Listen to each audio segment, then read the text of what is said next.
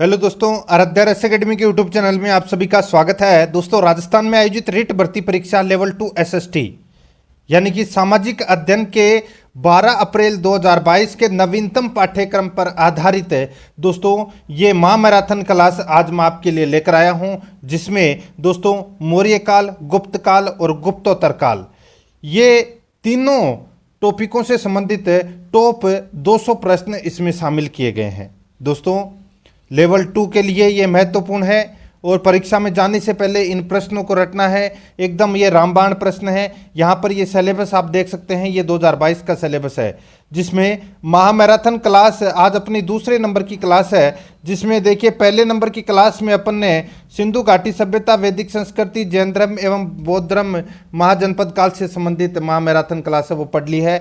आज दूसरी नंबर की महामैराथन क्लास है और आज अपन इसमें मौर्य तथा गुप्त साम्राज्य एवं गुप्तोत्तर काल से संबंधित है ये सारी की सारी चीजें हैं वो कवर करेंगे। दोस्तों, आराध्या रस एकेडमी के यूट्यूब चैनल को अगर आपने अभी तक सब्सक्राइब नहीं किया तो सब्सक्राइब जरूर करें, बेल आइकन को दबाएं ताकि नोटिफिकेशन है वो आपके पास में पहुंचता रहे। वीडियो को लाइक नहीं किया तो एक बार सभी के सभी मित्र हैं वो वीडियो को लाइक कर दीजिए और अपने दोस्तों के पास में शेयर जरूर करें। तो चलिए दोस्तों शुरू करते हैं। देखिए, सबसे पहला टॉपिक आता है मौर्य काल। तो यहां पर देखिए मौर्य काल से संबंधित है पहला प्रश्न, चाणक्य का अन्य नाम था। चाणक्य का अन्य नाम क्या था बताइए, आप सभी को पता होना चाहिए दोस्तों। तो देखिए, चाणक्य को विष्णुगुप्त के नाम से भी जाना जाता था, ये भी आपको इसमें याद रखना है। तो इस प्रश्न का राइट आंसर क्या हो जाएगा, बी नंबर का जो ऑप्शन है वो इसका बिल्कुल सही उत्तर हो जाएगा। ये आपको इसमें याद रखना है, ठीक है। बी नंबर का ऑप्शन बिल्कुल सही उत्तर। नेक्स्ट आगे देखिए, इसमें सेकंड नंबर का प्रश्न है, निम्नांकित में से किसकी तुलना मैकियावेली के प्रिंस से की जाती है। अच्छा प्रश्न है, निम्नांकित में से किसकी तुलना मैकियावेली के प्रिंस से की जाती है। तो मित्रों, इसका राइट आंसर हो जाएगा वो है कौटिल्य का अर्थशास्त्र। कौटिल्य का अर्थशास्त्र ये ग्रंथ है अर्थशास्त्र, और इस ग्रंथ की रचना है वो दोस्तों कौटिल्य ने की थी, यानी कि विष्णुगुप्त या चाणक्य आप जिसको बोल सकते हैं, ठीक है। मैकियावेली के प्रिंस से इसकी तुलना की गई है। तो अपना इसमें राइट आंसर बी नंबर का ऑप्शन बिल्कुल सही उत्तर हो जाएगा। नेक्स्ट 3 नंबर का प्रश्न है, इसमें देखिए, वह शासक कौन था जिसने राज सिंहासन पर बैठने के लिए अपने बड़े भाई सुसीम की हत्या की थी।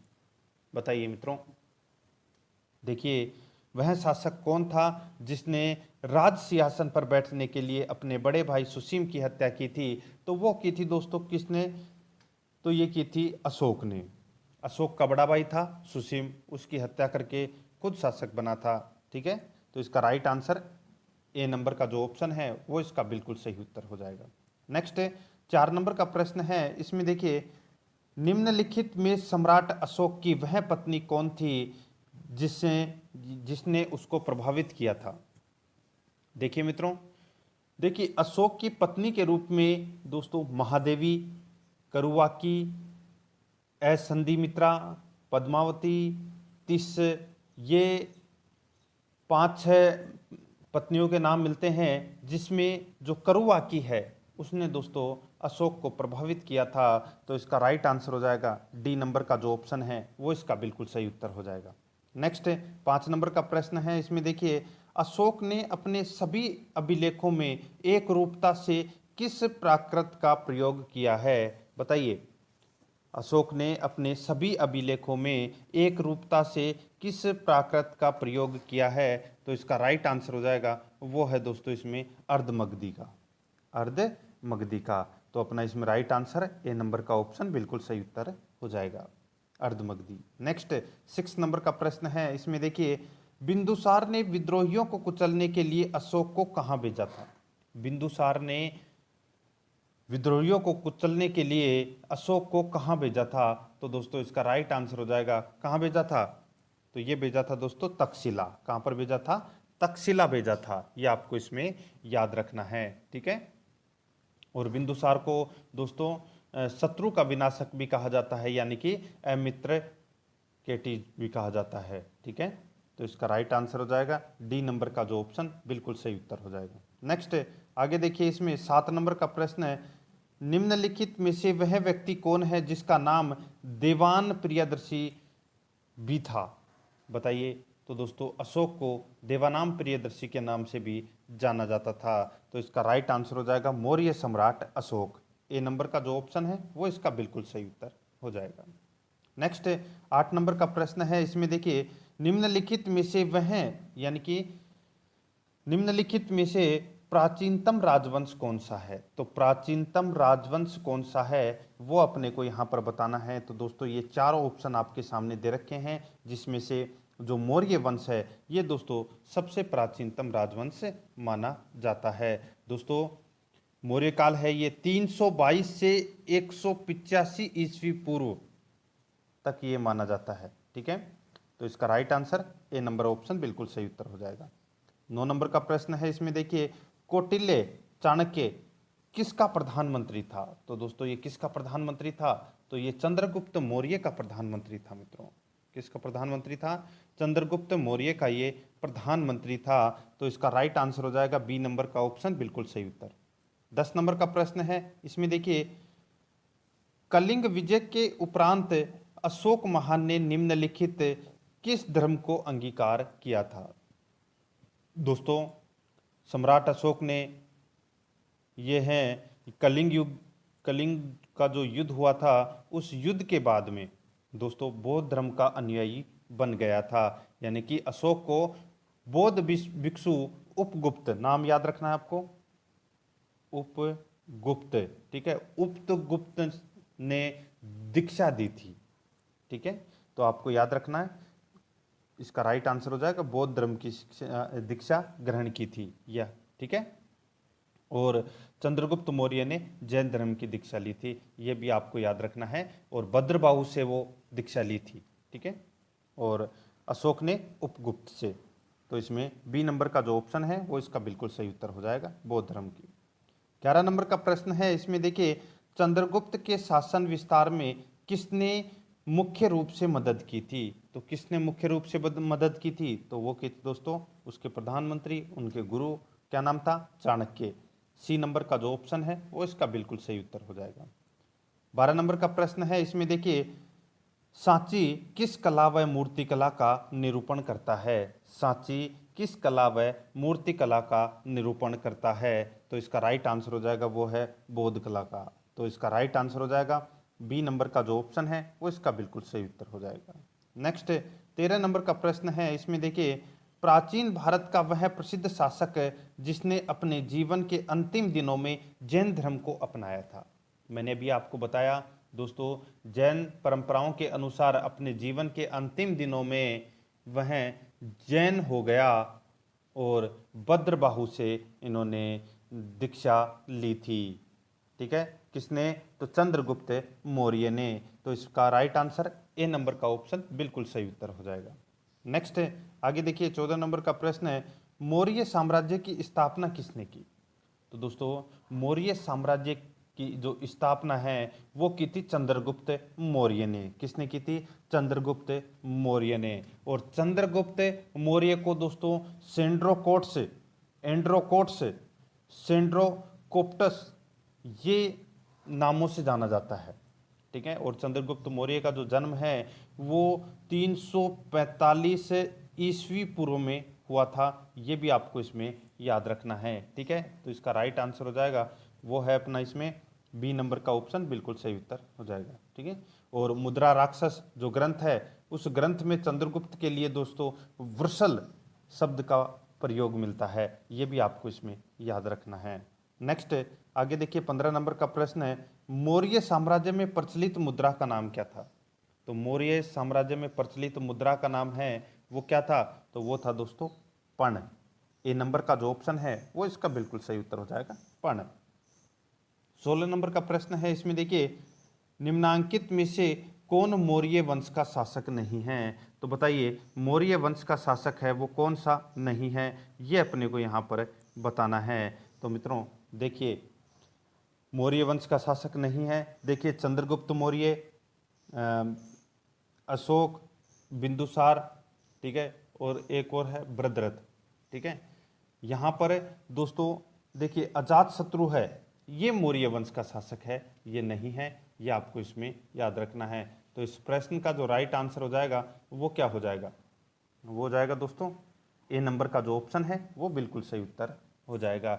मौर्य वंश का जो अंतिम शासक था वो था दोस्तों बृहद्रथ। ठीक है, ये आपको इसमें याद रखना है। आगे देखिए अपना इसमें 17 नंबर का प्रश्न है, निम्नलिखित में से अशोक का उत्तराधिकारी कौन था। तो दोस्तों अशोक का जो उत्तराधिकारी है वो कौन था, वो अपने को इसमें बताना है। तो दोस्तों कुणाल, अशोक का उत्तराधिकारी कौन था, तो वो था कुणाल। तो इसका राइट आंसर हो जाएगा वो है अपना इसमें ए नंबर का जो ऑप्शन है वो इसका बिल्कुल सही उत्तर हो जाएगा, कुणाल। ठीक है, नेक्स्ट आगे देखिए, मुद्रा राक्षस का लेखक निम्न में से कौन है। तो मुद्रा राक्षस के लेखक कौन है, सभी को पता होगा, विशाखदत्त। तो इसका राइट आंसर हो जाएगा बी नंबर का जो ऑप्शन है वो इसका बिल्कुल सही उत्तर हो जाएगा। नेक्स्ट 19 नंबर का प्रश्न है, इसमें देखिए विशाखदत्त के प्राचीन भारतीय नाटक मुद्रा राक्षस की विषय वस्तु है। दोस्तों विशाखदत्त के प्राचीन भारतीय नाटक मुद्रा राक्षस की विषय वस्तु है वो क्या है।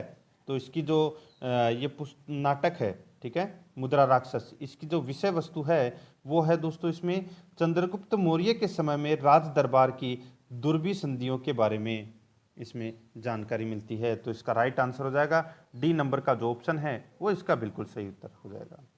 20 नंबर का प्रश्न है, इसमें देखिए मालवा, गुजरात एवं महाराष्ट्र किस शासक ने पहली बार जीते थे। बताइए, मालवा, गुजरात और महाराष्ट्र किस शासक ने पहली बार जीते। तो दोस्तों ये तो सभी को पता होगा, किसने जीते पहली बार, तो ये चंद्रगुप्त मौर्य ने जीते थे। तो इसका राइट आंसर हो जाएगा वो है अपना इसमें डी नंबर का ऑप्शन बिल्कुल सही उत्तर हो जाएगा। आगे देखिए 21 नंबर का प्रश्न है, किसने सहिष्णुता, उदारता और करुणा के त्रिविध आधार पर राजवंश की स्थापना की। किसने सहिष्णुता, उदारता और करुणा के त्रिविध आधार पर राजवंश की स्थापना की। तो किसने की, तो दोस्तों इसका राइट आंसर हो जाएगा वो है अशोक ने की थी। तो इसमें ए नंबर का जो ऑप्शन है वो इसका बिल्कुल सही उत्तर हो जाएगा। 22 नंबर का प्रश्न है, इसमें देखिए निम्नलिखित किस शहर में अशोक के शिलालेख नहीं है। तो अशोक का जो शिलालेख है वो दोस्तों कहाँ पर नहीं है, तो देखिए अशोक का जो शिलालेख है ये पाटलिपुत्र में नहीं है, बाकी गिरनार में भी है, कांधार में भी है और टोपरा में भी है। ठीक है, तो अपना इसमें राइट आंसर हो जाएगा पाटलिपुत्र में अशोक का शिलालेख है वो नहीं है। तो अपना इसमें राइट आंसर हो जाएगा सी नंबर का जो ऑप्शन है वो इसका बिल्कुल सही उत्तर हो जाएगा। ठीक है, आगे देखिए इसमें 23 नंबर का प्रश्न है, अर्थशास्त्र का लेखक समकालीन था। अर्थशास्त्र का लेखक समकालीन था, यानी कि अर्थशास्त्र के जो लेखक हैं ये किसके समकालीन थे, तो ये चंद्रगुप्त मौर्य के समकालीन थे। तो इसका राइट आंसर हो जाएगा वो है बी नंबर का जो ऑप्शन है वो इसका बिल्कुल सही उत्तर हो जाएगा। ये आपको इसमें याद रखना है। ठीक है, आगे देखिए मित्रों, इसमें 24 नंबर का प्रश्न है, नंदवंश के पश्चात मगध पर किस राजवंश ने शासन किया। तो दोस्तों नंदवंश के बाद में किस राजवंश ने शासन किया, तो नंदवंश वंश का जो अंतिम शासक था वो था दोस्तों घनानंद, और घनानंद को चंद्रगुप्त मौर्य ने हराकर मौर्य वंश की स्थापना की थी। तो इसका राइट आंसर हो जाएगा ए नंबर का जो ऑप्शन है बिल्कुल सही उत्तर हो जाएगा।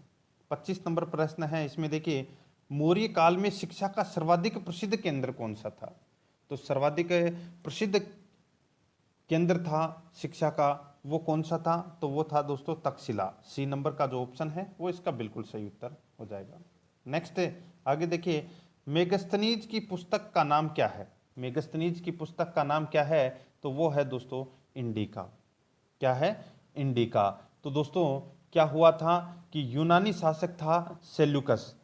सेल्यूकस ने दोस्तों 305 ईस्वी पूर्व में चंद्रगुप्त पर आक्रमण किया था, यानी कि भारत पर आक्रमण किया था यूनानी शासक सेल्यूकस ने 305 ईस्वी पूर्व में। इस आक्रमण में दोस्तों चंद्रगुप्त मौर्य ने सेल्यूकस को हरा दिया था, और चंद्रगुप्त मौर्य ने सेल्यूकस निकेटर की पुत्री हेलेना, नाम याद रखना है हेलेना, ठीक है, उनसे विवाह किया था। और ये दोस्तों भारतीय इतिहास में प्रथम अंतर्राष्ट्रीय विवाह भी माना जाता है। ठीक है, ये आपको इसमें याद रखना है। और सेल्यूकस ने मेगस्थनीज नामक एक राजदूत है वो चंद्रगुप्त मौर्य के दरबार में भेजा था, और मेगस्थनीज ने भारत पर इंडिका नामक पुस्तक की रचना की थी। तो इसका राइट आंसर हो जाएगा डी नंबर का ऑप्शन बिल्कुल सही उत्तर। 27 नंबर का प्रश्न है, इसमें देखिए, जिसके ग्रंथ में चंद्रगुप्त मौर्य का विशिष्ट रूप से वर्णन हुआ है वह है, जिसके ग्रंथ में चंद्रगुप्त मौर्य का विशिष्ट रूप से वर्णन हुआ है वह है, तो इसका राइट आंसर हो जाएगा वो है दोस्तों इंडिका का, सॉरी यहाँ पर देखिए इस प्रश्न का जो राइट आंसर हो जाएगा, चंद्रगुप्त मौर्य का विशिष्ट रूप से वर्णन हुआ है वह है, तो वह है दोस्तों विशाखदत्त। तो इसमें सी नंबर का जो ऑप्शन है इसका राइट आंसर हो जाएगा। आगे देखिए, इसमें 28 नंबर का प्रश्न है, वह स्रोत जिसमें पाटलिपुत्र के प्रशासन का वर्णन उपलब्ध है वह है, वह स्रोत जिसमें पाटलिपुत्र के प्रशासन का वर्णन उपलब्ध है, और वो पुस्तक है दोस्तों कौन सी, इंडिका, जिसकी रचना मेगस्थनीज ने की थी। तो इसका right answer C number option बिल्कुल सही उत्तर। 29 नंबर का प्रश्न है, इसमें देखिए, अशोक के शिलालेखों में प्रयुक्त भाषा है, अशोक के शिलालेखों में प्रयुक्त भाषा है तो वो कौन सी भाषा है, तो दोस्तों इसका राइट आंसर हो जाएगा वो है प्राकृत। बी नंबर का जो ऑप्शन है वो इसका बिल्कुल सही उत्तर हो जाएगा प्राकृत। 30 नंबर का प्रश्न है, इसमें देखिए, निम्नलिखित में किस मौर्य राजा ने दक्कन की विजय प्राप्त की थी, तो दक्कन की विजय है वो किसने प्राप्त की थी, तो ये की थी दोस्तों चंद्रगुप्त मौर्य ने। बी नंबर का जो ऑप्शन है वो इसका बिल्कुल सही उत्तर हो जाएगा, ये आपको इसमें याद रखना है। आगे देखिए, इसमें 31 नंबर का प्रश्न है, मेगस्थनीज ने भारतीय समाज को कितनी श्रेणियों में विभाजित किया, दोस्तों बताइए मेगस्थनीज ने भारतीय समाज को कितने यानी कि कितनी श्रेणियों में विभक्त किया, तो दोस्तों इसका राइट आंसर हो जाएगा वो है अपना इसमें कितनी श्रेणियों में, तो दोस्तों 7 श्रेणियों में विभाजित किया था। किसने, मेगस्थनीज ने। कौन सी पुस्तक में, तो इंडिका में। तो इसका राइट आंसर हो जाएगा डी नंबर का जो ऑप्शन है वो इसका बिल्कुल सही उत्तर हो जाएगा, 7 श्रेणियों में। ठीक है, नेक्स्ट 32 नंबर का प्रश्न है, इसमें देखिए, कौटिल्य के अर्थशास्त्र में किस पहलू पर प्रकाश डाला गया है, कौटिल्य के अर्थशास्त्र में किस पहलू पर प्रकाश डाला गया है, तो इसका राइट आंसर हो जाएगा वो है दोस्तों अपना इसमें राजनीतिक नीतियों के बारे में। ठीक है, राजनीतिक नीतियों के बारे में कौटिल्य ने अर्थशास्त्र में प्रकाश डाला है, तो इसमें बी नंबर का जो ऑप्शन है वो इसका बिल्कुल सही उत्तर हो जाएगा। 33 नंबर का प्रश्न है, इसमें देखिए, निम्न में से कौन सा क्षेत्र अशोक के साम्राज्य में सम्मिलित नहीं था, निम्न में से कौन सा क्षेत्र अशोक के साम्राज्य में सम्मिलित नहीं था, तो बताइए कौन सा नहीं था इसमें, तो इसमें दोस्तों श्रीलंका नहीं था। ठीक है, तो इसका राइट आंसर सी नंबर का ऑप्शन बिल्कुल सही उत्तर हो जाएगा, श्रीलंका। ठीक है, नेक्स्ट आगे देखिए, 34 नंबर का प्रश्न है, पाटलिपुत्र को किस शासक ने सर्वप्रथम अपनी राजधानी बनाई थी, तो पाटलिपुत्र को सर्वप्रथम जो राजधानी है वो किसने बनाई थी, तो चंद्रगुप्त मौर्य ने दोस्तों पाटलिपुत्र को सर्वप्रथम राजधानी बनाई थी। तो इसका राइट आंसर क्या हो जाएगा, वो है इसमें ए नंबर का जो ऑप्शन है वो इसका बिल्कुल सही उत्तर हो जाएगा, याद रखना है आपको। आगे देखिए, पाटलिपुत्र में स्थित चंद्रगुप्त का महल मुख्यतः बना हुआ था, तो ये पाटलिपुत्र जहाँ पर दोस्तों चंद्रगुप्त मौर्य ने अपनी प्रथम राजधानी बनाई थी, और यहाँ पर चंद्रगुप्त का महल बना हुआ है, तो ये किसका बना हुआ है ये अपने को इसमें बताना है। तो दोस्तों वो महल है वो लकड़ी का बना हुआ है। ठीक है, तो इसका राइट आंसर हो जाएगा सी नंबर का ऑप्शन बिल्कुल सही उत्तर। 36 नंबर का प्रश्न है, इसमें देखिए, बराबर गया जिला यानी कि बराबर की गुफाओं का उपयोग किसने आश्रय गृह के रूप में किया, बताइए बराबर की गुफाओं का उपयोग किसने आश्रय गृह के रूप में किया, तो वो किया दोस्तों आजीविकों ने। ठीक है, आजीविकों ने। तो इसका राइट आंसर ए नंबर का ऑप्शन सही उत्तर हो जाएगा, आजीविकों ने। 37 नंबर का प्रश्न है, इसमें देखिए, किस अभिलेख से यह साबित होता है कि चंद्रगुप्त का प्रभाव पश्चिमी भारत तक फैला हुआ था, किस अभिलेख से यह साबित होता है कि चंद्रगुप्त का प्रभाव पश्चिम भारत तक फैला हुआ था, तो इसका राइट आंसर हो जाएगा वो है दोस्तों अपना इसमें कौन से अभिलेख से, तो वो है रुद्रदमन का जूनागढ़ अभिलेख है। रुद्रदमन का जूनागढ़ अभिलेख से यह साबित होता है कि चंद्रगुप्त का प्रभाव पश्चिम भारत तक फैला हुआ था। तो इसका राइट आंसर हो जाएगा वो है सी नंबर का जो ऑप्शन है वो इसका बिल्कुल सही उत्तर हो जाएगा। ठीक है, आगे देखिए अपना इसमें 38 नंबर का प्रश्न है, केवल वह स्तंभ जिसमें अशोक ने स्वयं को मगध का सम्राट बताया है। दोस्तों वह अभिलेख कौन सा है जिसमें अशोक ने स्वयं को मगध का सम्राट बताया है? तो दोस्तों वो अभिलेख है कौन सा? तो वो है भाब्रू अभिलेख। कौन सा अभिलेख है? तो वो भाब्रू अभिलेख है। तो इसका राइट आंसर हो जाएगा वो है दोस्तों अपना इसमें डी नंबर का ऑप्शन बिल्कुल सही उत्तर हो जाएगा। ये आपको इसमें याद रखना है। ठीक है, भाब्रू अभिलेख। ठीक है, और ये कहाँ पर मिला है? तो ये जयपुर में। आगे देखिए दोस्तों अपना इसमें 39 नंबर का प्रश्न है, सूची फर्स्ट को सूची सेकंड से सुमेलित करना है। सूची फर्स्ट को सूची सेकंड से क्या करना है? सुमेलित करना है। अपने को बताना है कि किसको किस नाम से जाना जाता है। देखिए सूची फर्स्ट और सूची सेकंड दे रखा है। चंद्रगुप्त को किस नाम से जाना जाता है? तो दोस्तों मैंने अभी आपको बताया था सेंडोकोटम, सेंड्रोकोट्स, एंड्रोकोट्स। ठीक है, तो यहाँ पे चंद्रगुप्त को दोस्तों सेंड्रोकोटम के नाम से जाना जाता है। बिंदुसार को अमित्रघात यानी कि शत्रु का विनाशक कहा गया है। और अशोक को दोस्तों प्रियदर्शी कहा गया है। और चाणक्य को विष्णुगुप्त कहा गया है। तो अपना इसमें राइट आंसर क्या हो जाएगा? वो है जाएगा दोस्तों इसमें 2 3 1 4, 2 3 1 4 इसका बिल्कुल सही उत्तर हो जाएगा। यानी कि अपना सी नंबर का जो ऑप्शन है वो इसका बिल्कुल सही उत्तर। नेक्स्ट है 40 नंबर का प्रश्न है। इसमें देखिए प्रथम भारतीय साम्राज्य स्थापित किया गया। तो प्रथम भारतीय साम्राज्य स्थापित किया गया किसके द्वारा किया गया? तो ये किया गया दोस्तों चंद्रगुप्त मौर्य द्वारा। चंद्रगुप्त मौर्य द्वारा प्रथम भारतीय साम्राज्य स्थापित किया गया। तो अपना इसमें सी नंबर का ऑप्शन सही उत्तर हो जाएगा। 41 नंबर का प्रश्न है। इसमें देखिए उत्तराल में अशोक का एक शिलालेख स्थित है। उत्तराल में अशोक का एक शिलालेख स्थित है। तो बताइए वो कहाँ पर है? उत्तराल मतलब उत्तराखंड में। ठीक है, तो दोस्तों इसका जो राइट आंसर है वो क्या हो जाएगा? 4 ऑप्शन आपके सामने दिए गए हैं। तो इसका जो बिल्कुल सही उत्तर हो जाएगा वो है दोस्तों कालसी में। तो इसमें बी नंबर का जो ऑप्शन है वो इसका बिल्कुल सही उत्तर हो जाएगा। आगे देखिए दोस्तों अपना इसमें 42 नंबर का प्रश्न है, सांची का स्तूप किसने बनवाया? तो सांची का स्तूप है वो किसने बनवाया? तो ये बनवाया था सम्राट अशोक ने। ए नंबर का ऑप्शन बिल्कुल सही उत्तर हो जाएगा। नेक्स्ट है अशोक के शिलालेखों को पढ़ने वाला प्रथम अंग्रेज कौन था? तो अशोक के शिलालेखों को पढ़ने वाला जो प्रथम अंग्रेज है वो था दोस्तों कौन? तो वो था जेम्स प्रिंसेप। जेम्स प्रिंसेप इन्होंने दोस्तों अशोक के अभिलेखों को सर्वप्रथम पढ़ा था। तो इसका राइट आंसर हो जाएगा वो है इसमें डी नंबर का जो ऑप्शन है वो इसका बिल्कुल सही उत्तर हो जाएगा। ये आपको इसमें याद रखना है। आगे देखिए 44 नंबर का प्रश्न है, कलिंग युद्ध की विजय तथा क्षत्रियों का वर्णन अशोक के किस शिलालेख में है? बताइए जो कलिंग युद्ध हुआ था उसकी जानकारी है वो कौन से शिलालेख में मिलती है? तो दोस्तों इसका राइट आंसर हो जाएगा वो है अपना इसमें अशोक का कौन सा शिलालेख है वो?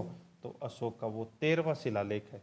अशोक का वो 13वां शिलालेख है जिसमें कलिंग विजय और उसके हृदय परिवर्तन और भी अन्य कई चीज़ें हैं वो उसमें उनकी जानकारी मिलती है।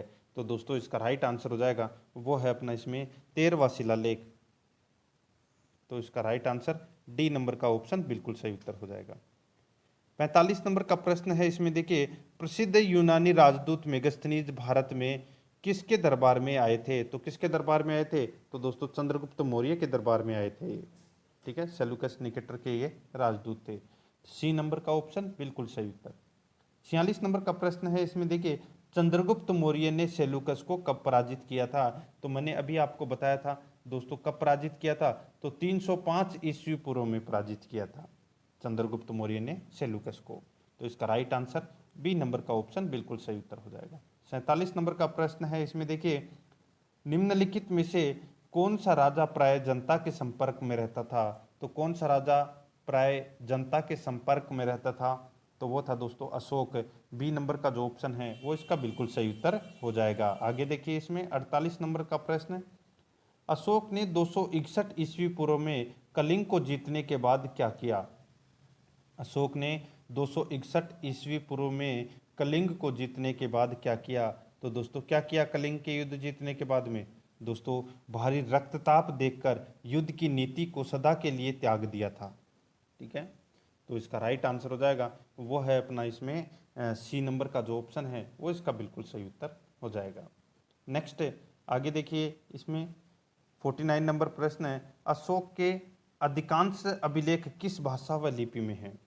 तो दोस्तों ये तो सभी को पता होगा, अशोक के जो अधिकांश अभिलेख हैं वो प्राकृत भाषा और ब्राह्मी लिपि में हैं। तो इसका राइट आंसर ए नंबर का ऑप्शन बिल्कुल सही उत्तर हो जाएगा।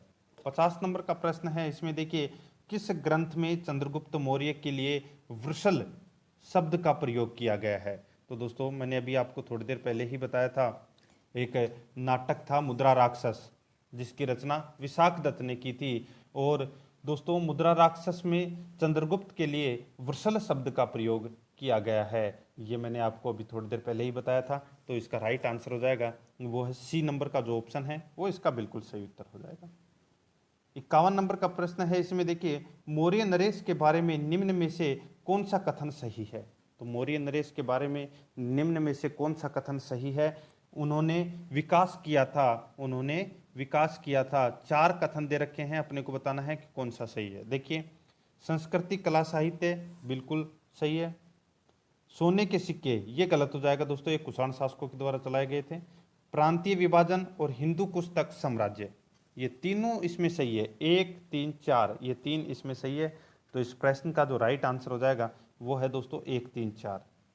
तो इसमें डी नंबर का जो ऑप्शन है वो इसका बिल्कुल सही उत्तर हो जाएगा, ये आपको इसमें याद रखना है। आगे देखिए 52 नंबर का प्रश्न है, कथन ए और कारण आर दिया गया है, अपने को बताना है कि कौन सा कथन सही है कौन सा गलत है या दोनों सही है। देखिए, अशोक ने कलिंग को मौर्य साम्राज्य में जोड़ लिया था, क्या सही है? तो दोस्तों हाँ बिल्कुल सही है। कारण देखिए, कलिंग दक्षिण भारत को आने वाले स्थलीय एवं समुद्री मार्गों को नियंत्रित करता था, ये भी दोस्तों इसमें बिल्कुल सही है। तो इसमें दोनों कथन है वो बिल्कुल सत्य है और आर है वो एक की सही व्याख्या भी करता है। तो अपना इसमें ए नंबर का जो ऑप्शन है वो इसका बिल्कुल सही उत्तर हो जाएगा। दोस्तों 100 के 100 प्रश्न आपको देखने हैं, बहुत ही शानदार लेवल के प्रश्न हैं। आपके सारे के सारे टॉपिक है वो मैं करवा दूंगा टॉप 100 प्रश्नों के, और ये शानदार और नए प्रश्न हैं। ठीक है, चैनल को सब्सक्राइब नहीं किया तो चैनल को सब्सक्राइब जरूर करें, और वीडियो को लाइक नहीं किया तो फटाफट वीडियो को लाइक कर दीजिए मित्रों। देखिए, अशोक के जो शिलालेख संगम राज्य के बारे में हमें बताते हैं, अशोक के जो शिलालेख जो संगम राज्य के बारे में बताते हैं, तो वो है दोस्तों एक तो दूसरा और एक है 13वां। दूसरा और 13वां जो शिलालेख है जो संगम राज्य के बारे में जानकारी प्रदान करते हैं, ये आपको इसमें याद रखना है। तो इसका राइट आंसर हो जाएगा सी नंबर का जो ऑप्शन है वो इसका बिल्कुल सही उत्तर। 54 नंबर का प्रश्न है, इसमें देखिए कथन ए और कारण आर दिया, कथन ए और कारण है ये, ठीक है, कारण आर दिया गया है, अपने को बताना है कि कौन सा इसमें सही है। ठीक है, देखिए अशोक ने राज्यादेशों के अनुसार धार्मिक निष्ठा की अपेक्षा जनता के मध्य सामाजिक समरसता अधिक महत्वपूर्ण थी, बिल्कुल सही है। उसने धर्म संवर्धन के स्थान पर समता के विचारों का प्रसार किया, बिल्कुल सही है, दोनों ही सही है, और आर है वो एक ही सही व्याख्या भी करता है। तो अपना इसमें राइट आंसर हो जाएगा ए नंबर का ऑप्शन बिल्कुल सही उत्तर। 55 नंबर का प्रश्न है, इसमें देखिए निम्नलिखित में से किस राज्यादेश में अशोक के व्यक्तिगत नाम अशोक का उल्लेख मिलता है? दोस्तों जो अशोक का नाम अशोक है वो कौन से अभिलेख में मिलता है? तो दोस्तों ऐसे 4 अभिलेख हैं जिनमें अशोक का नाम अशोक मिलता है। यहाँ पर तो सिर्फ एक ही पूछा गया है, ठीक है, तो एक तो मैं आपको यहाँ पे बता देता हूँ, इस प्रश्न का राइट आंसर तो हो जाएगा मास्की।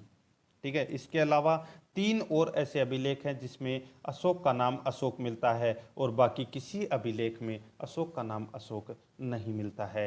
तो देखिए दोस्तों, एक मास्की, दूसरा है इसमें गुर्जरा, ठीक है, गुर्जरा, और एक है दोस्तों नेतुर, और एक है उदयगोलम।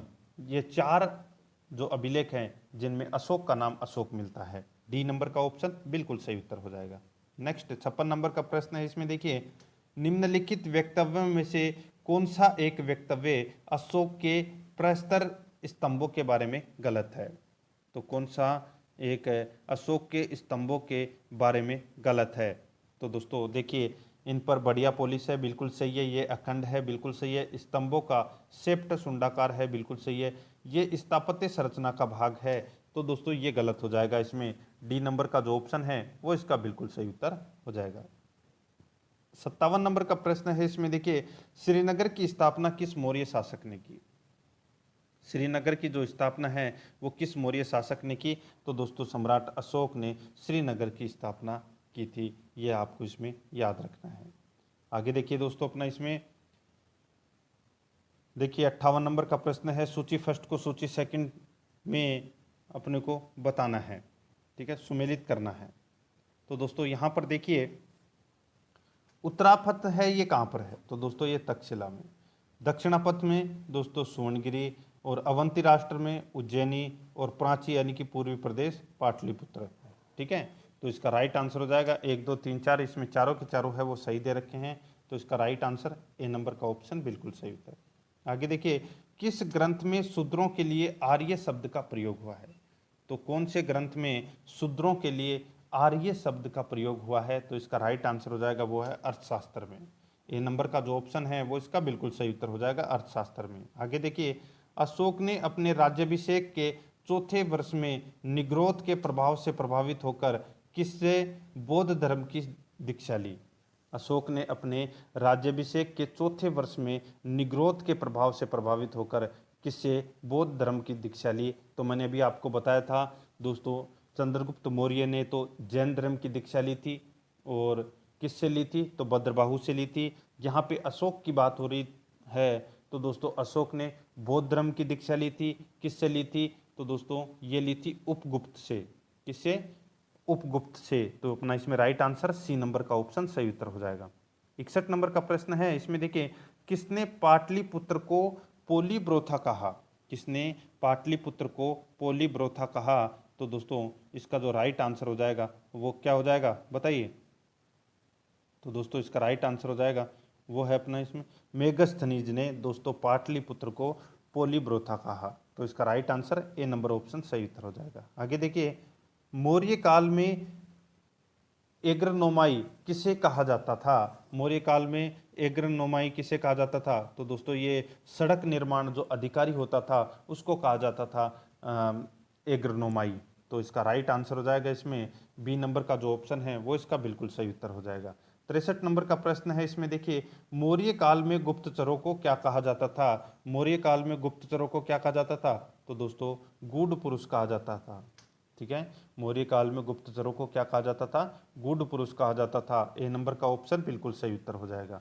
64 नंबर का प्रश्न है, इसमें देखिए, किस श्रीलंकाई शासक ने अपने आप को मौर्य सम्राट अशोक के आदर्शों के अनुरूप ढालने की कोशिश की?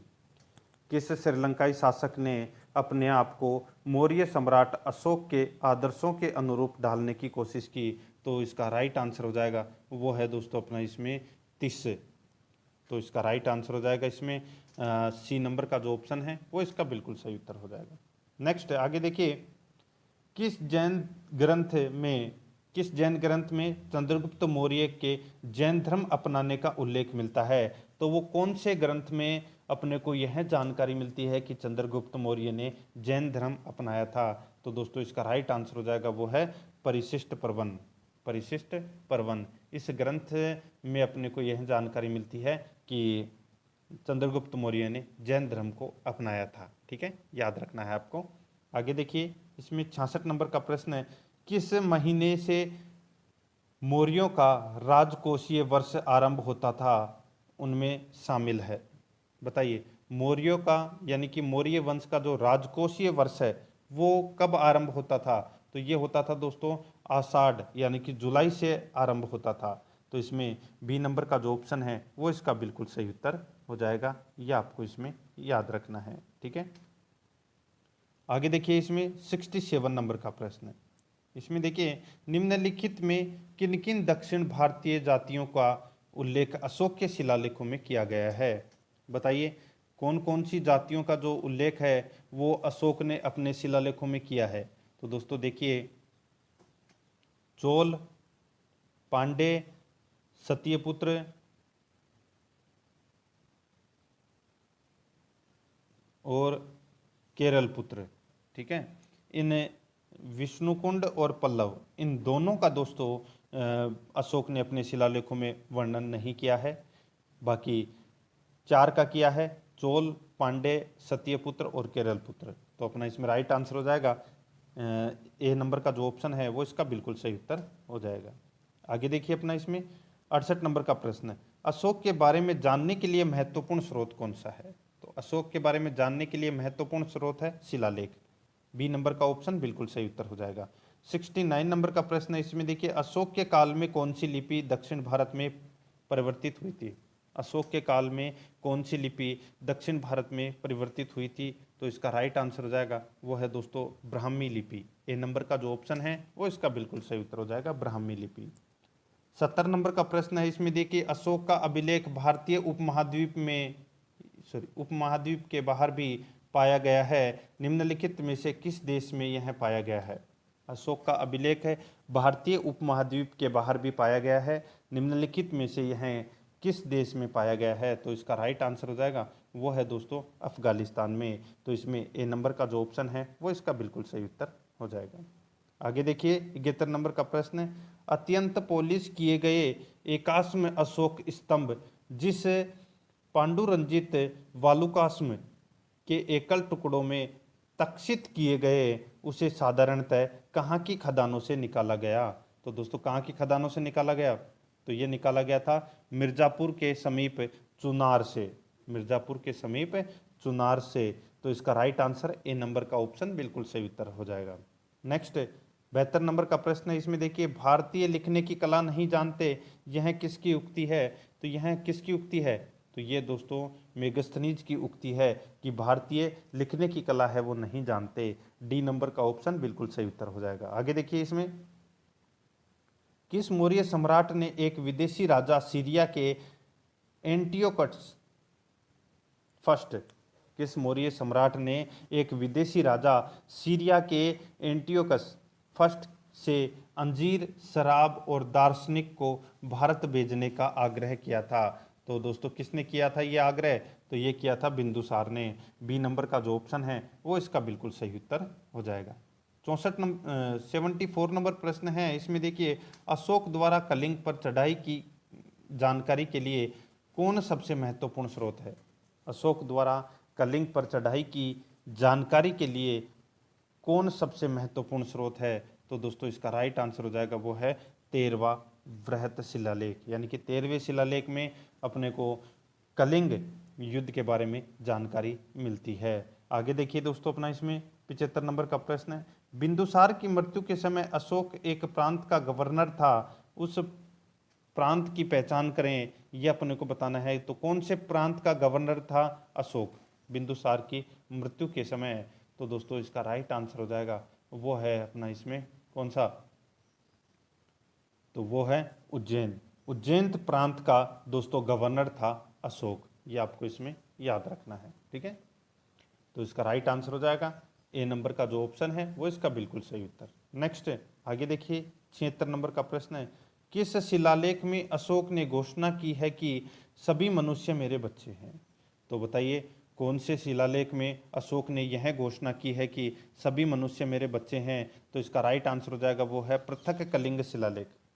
पृथक कलिंग शिलालेख में यह कहा है कि सभी मनुष्य मेरे बच्चे हैं। तो इसका राइट आंसर हो जाएगा वो है अपना इसमें ए नंबर का जो ऑप्शन है वो इसका बिल्कुल सही उत्तर हो जाएगा, याद रखना है आपको, ठीक है।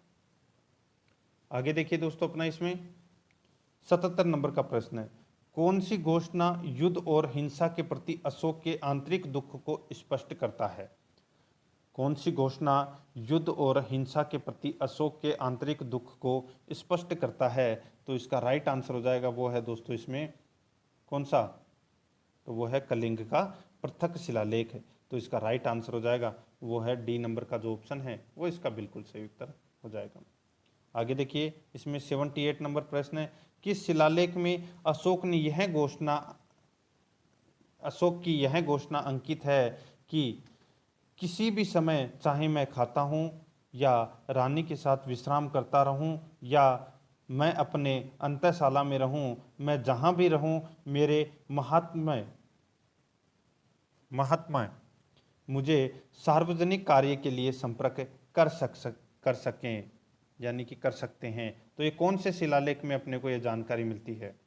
तो दोस्तों ये कौन से शिलालेख में, तो ये छठे शिलालेख में अपने को ये जानकारी मिलती है। कौन से शिलालेख में, छठे शिलालेख में यह अपने को जानकारी मिलती है, ठीक है। यानी कि राजा के पास किसी भी समय दोस्तों सूचना प्रेषित कर सकता है। तो इसका राइट आंसर डी नंबर का ऑप्शन बिल्कुल सही उत्तर। 79 नंबर का प्रश्न है, इसमें देखिए निम्नलिखित में से कौन अवरोही क्रम में जिला स्तर के अधिकारियों का नाम बताता है। तो जिला स्तर के अधिकारियों का नाम दोस्तों अवरोही क्रम में बताना है। तो दोस्तों सबसे पहले देखिए यहाँ पे प्रादेशिक, फिर राज्युक और फिर युग तक, ठीक है। तो इसमें ए नंबर का जो ऑप्शन है वो इसका बिल्कुल सही उत्तर हो जाएगा। 80 नंबर का प्रश्न है, इसमें देखिए विष्टि है, तो विष्टि क्या है, तो दोस्तों विष्टि है वो बेगारी है। क्या है, बेगारी। बी नंबर का जो ऑप्शन है वो इसका बिल्कुल सही उत्तर हो जाएगा, बेगारी। 81 नंबर का प्रश्न है, इसमें देखिए मौर्य काल में सीता से तात्पर्य है। तो मौर्य काल में सीता से क्या तात्पर्य है, सीता किसको बोलते थे मौर्य काल में। तो दोस्तों सीता है, ये काफी बार परीक्षाओं में पूछा गया प्रश्न है ये दोस्तों, राजकीय भूमि से जो प्राप्त आय करता था उसको बोलते थे दोस्तों सीता, ठीक है। तो इसका राइट आंसर सी नंबर का ऑप्शन बिल्कुल सही उत्तर। यहाँ पे देखिए 82 नंबर का प्रश्न, निम्नलिखित में मौर्य कला का सबसे अच्छा नमूना कौन सा है। मौर्य कला का जो सबसे अच्छा नमूना है वो है दोस्तों इसमें स्तंभ। तो इसमें ए नंबर का ऑप्शन बिल्कुल सही उत्तर हो जाएगा, स्तंभ। नेक्स्ट आगे देखिए, कहाँ से प्राप्त अभिलेखों से मौर्य काल में अकाल, सूखा जैसे देवी प्रकोप के समय राज्य द्वारा राहत कार्य किए जाने का विवरण मिलता है। तो इसका राइट आंसर हो जाएगा वो है दोस्तों महास्थान बांग्लादेश और सोहगोरा उत्तर प्रदेश के अभिलेखों से अपने को ये जानकारी मिलती है। तो इसका राइट आंसर ए नंबर का ऑप्शन बिल्कुल सही उत्तर हो जाएगा। 84 नंबर का प्रश्न है, इसमें देखिए अशोक ने श्रीलंका में बौद्ध धर्म का प्रचार हेतु किसे भेजा था। तो दोस्तों किसे भेजा था, तो ये भेजा था दोस्तों महेंद्र और संघमित्रा दोनों को भेजा था दोस्तों बौद्ध धर्म का प्रचार करने हेतु, ठीक है। तो इसका राइट आंसर हो जाएगा सी नंबर का ऑप्शन बिल्कुल सही उत्तर हो जाएगा। नेक्स्ट 85 नंबर का प्रश्न है, इसमें देखिए अशोक के मनसेहरा पाकिस्तान और सहयाजगढ़ी पाकिस्तान से प्राप्त वृहत शिलालेखों में किस लिपि का प्रयोग किया गया है। तो बताइए कौन सी लिपि का प्रयोग किया गया है। तो वो किया गया है दोस्तों खगोष्ठी, ठीक है, खरोष्ठी लिपि का प्रयोग इसमें किया गया है, खरोष्ठी लिपि, ठीक है। मनसेरा हजारा पाकिस्तान और शाहबाजगढ़ी पेशावर पाकिस्तान में, ठीक है, इस लिपि का प्रयोग किया गया है और इस लिपि में दाईं से बाईं ओर लिखा जाता है। तो इसमें राइट आंसर ए नंबर का ऑप्शन बिल्कुल सही उत्तर। आगे देखिए, कहाँ से अशोक के द्विभाषाई ग्रीक और आरामाइक अभिलेख प्राप्त हुए हैं। तो दोस्तों ग्रीक, यूनानी और आरामाइक लिपि। तो दोस्तों इसका राइट आंसर हो जाएगा वो है इसमें कौन सा, तो वो है शेर ए कुना कांधार, शेर ए कुना कांधार। तो इसका राइट आंसर हो जाएगा ए नंबर का जो ऑप्शन है वो इसका बिल्कुल सही उत्तर हो जाएगा। ये द्विभाषी अभिलेख है शेर ए कुना, ठीक है, याद रखना शेर ए कुना है ये अभिलेख है और ये द्विभाषी अभिलेख है। आगे देखिए दोस्तों अपना इसमें 87 नंबर का प्रश्न, कौटिल्य द्वारा रचित अर्थशास्त्र कितने अधिकरणों में विभाजित है। तो कितने अधिकरणों में विभाजित है, तो दोस्तों ये 15 अधिकरणों में विभाजित है। तो इसमें डी नंबर का ऑप्शन बिल्कुल सही उत्तर हो जाएगा। 88 नंबर का प्रश्न है, इसमें देखिए अर्थशास्त्र में उल्लेखित सप्तांग में शामिल थे। अर्थशास्त्र में उल्लेखित सप्तांग में शामिल थे, तो दोस्तों इसका राइट आंसर हो जाएगा वो है अपना इसमें देखिए राजा, क्षेत्र, प्रशासन एवं कोष। राजा, क्षेत्र, प्रशासन एवं कोष, तो इसमें ए नंबर का ऑप्शन बिल्कुल सही उत्तर हो जाएगा। आगे देखिए अशोक का समकालीन तुर्मे कहाँ का राजा था। अशोक का समकालीन तुर्मे कहाँ का राजा था, तो इसका राइट आंसर हो जाएगा वो है दोस्तों मिस्र। ए नंबर का जो ऑप्शन है वो इसका बिल्कुल सही उत्तर हो जाएगा। आगे देखिए 90 नंबर का प्रश्न है, किसके शासनकाल में डायमेकस यानी कि डिमेकस भारत आया था। तो किसके शासनकाल में डायमेकस यानी कि जिसको डिमेकस भी बोलते हैं, ये किसके शासनकाल में भारत आया था। तो ये आया था दोस्तों बिंदुसार के शासनकाल में ये भारत आया था। यह आपको इसमें याद रखना है, ठीक है। बहुत ही अच्छा प्रश्न है और काफ़ी बार परीक्षाओं में ये पूछा जा चुका है। आगे देखिए दोस्तों अपना इसमें 91 नंबर का प्रश्न है, निम्नलिखित अभिलेखों में से किसमें अशोक का जो नामोल्लेख हुआ है। तो अशोक का नाम उल्लेख है वो मैंने भी आपको दोस्तों 4 अभिलेख ऐसे बताए थे जिसमें अशोक का नाम अशोक मिलता है। मास्की, गुजरा, नेतूर और उदयगोलम, ठीक है। तो यहाँ पे ऑप्शन में गुजरा दे रखा है, तो अपना इसमें राइट आंसर ए नंबर का ऑप्शन सही उत्तर हो जाएगा। आगे देखिए सारनाथ स्तंभ पर कुल कितने पशुओं की आकृतियां हैं। तो कुल कितने पशुओं की आकृतियां हैं, तो दोस्तों 8 पशुओं की आकृतियां है। द नंबर का ऑप्शन बिल्कुल सही उत्तर हो जाएगा। आगे देखिए सांची स्तूप किसने बनवाया। तो सांची का जो स्तूप है वो किसने बनवाया, तो ये बनवाया था दोस्तों अशोक ने। ए नंबर का ऑप्शन सही उत्तर हो जाएगा। आगे देखिए अशोक को स्मरण किए जाने का कारण है। तो अशोक को स्मरण किए जाने का जो कारण है वो क्या है, तो वो है जनहित। तो इसमें ड नंबर का ऑप्शन बिल्कुल सही उत्तर हो जाएगा, जनहित, ठीक है। 95 नंबर का प्रश्न है, इसमें देखिए कौन चंद्रगुप्त द्वितीय की राज्यसभा में एक नवरत्न नहीं था। कौन चंद्रगुप्त द्वितीय की राज्यसभा में एक नवरत्न नहीं था। तो दोस्तों इसका राइट आंसर हो जाएगा वो है फायान, ठीक है। तो इसका राइट आंसर हो जाएगा इसमें द नंबर का जो ऑप्शन है वो इसका बिल्कुल सही उत्तर हो जाएगा। वरुचि, वराहमिर और धन्वंतरी, ये तीनों दोस्तों नवरत्न थे चंद्रगुप्त मौर्य के दरबार में, ठीक है। आगे देखिए दोस्तों अपना इसमें मेगस्थनीज किसका राजदूत था। मेगस्थनीज है वो किसका राजदूत था, तो ये सेल्यूकस का राजदूत था। तो इसका right answer the number option सही उत्तर हो जाएगा। आगे देखिए मौर्य प्रशासन के संवाददाता को क्या कहा जाता था। मौर्य प्रशासन के संवाददाता को क्या कहा जाता था, तो इसको कहा जाता था दोस्तों क्या, प्रतिवेदक कहा जाता था। क्या कहा जाता था, प्रतिवेदक। तो इसमें राइट आंसर हो जाएगा ए नंबर का जो ऑप्शन है वो बिल्कुल सही उत्तर है। आगे देखिए बिंदुसार पुत्र था। तो बिंदुसार है वो किसका पुत्र था, तो ये पुत्र था दोस्तों चंद्रगुप्त मौर्य का। तो अपना इसमें राइट आंसर बे नंबर का ऑप्शन सही उत्तर। नेक्स्ट है भारतीय लोगों के जिस गुण की मेगस्थनीज ने प्रशंसा की वह है। भारतीय लोगों ने जिस गुण की मेगस्थनीज ने प्रशंसा की वह है। तो इसका राइट आंसर क्या हो जाएगा, वो है दोस्तों इसमें बताइए कौन से गुण की प्रशंसा की, तो वो है उच्च नैतिक स्तर। तो इसमें 6 नंबर का जो ऑप्शन है वो इसका बिल्कुल सही उत्तर हो जाएगा। 100 नंबर का प्रश्न है, इसमें देखिए वह ग्रंथ जिसमें पाटलिपुत्र प्रशासन का वर्णन उपलब्ध है। वह ग्रंथ जिसमें पाटलिपुत्र प्रशासन का वर्णन उपलब्ध है। तो इसका राइट आंसर हो जाएगा वो है दोस्तों अपना इसमें इंडिका में, ठीक है। तो इसका राइट आंसर बे नंबर का जो ऑप्शन है वो इसका बिल्कुल सही उत्तर हो जाएगा। तो दोस्तों अपन ने मौर्य काल से संबंधित ये प्रश्न है ये पढ़ लिए हैं, प्रश्न कैसे लगे। अब अपना दूसरा नंबर का जो टॉपिक आता है वो आता है दोस्तों गुप्त काल, ठीक है। और गुप्त काल से संबंधित देखिए पहला प्रश्न, गुप्त वंश का संस्थापक कौन था। तो दोस्तों सीधा सा मैं आपको बोलूं यहाँ पे कि गुप्त वंश की स्थापना है वो किसने की, तो ये की थी दोस्तों श्रीगुप्त ने। तो इसमें सी नंबर का ऑप्शन बिल्कुल सही उत्तर हो जाएगा। आगे देखिए इसमें सेकंड नंबर प्रश्न, गुप्त किसके सामंत थे।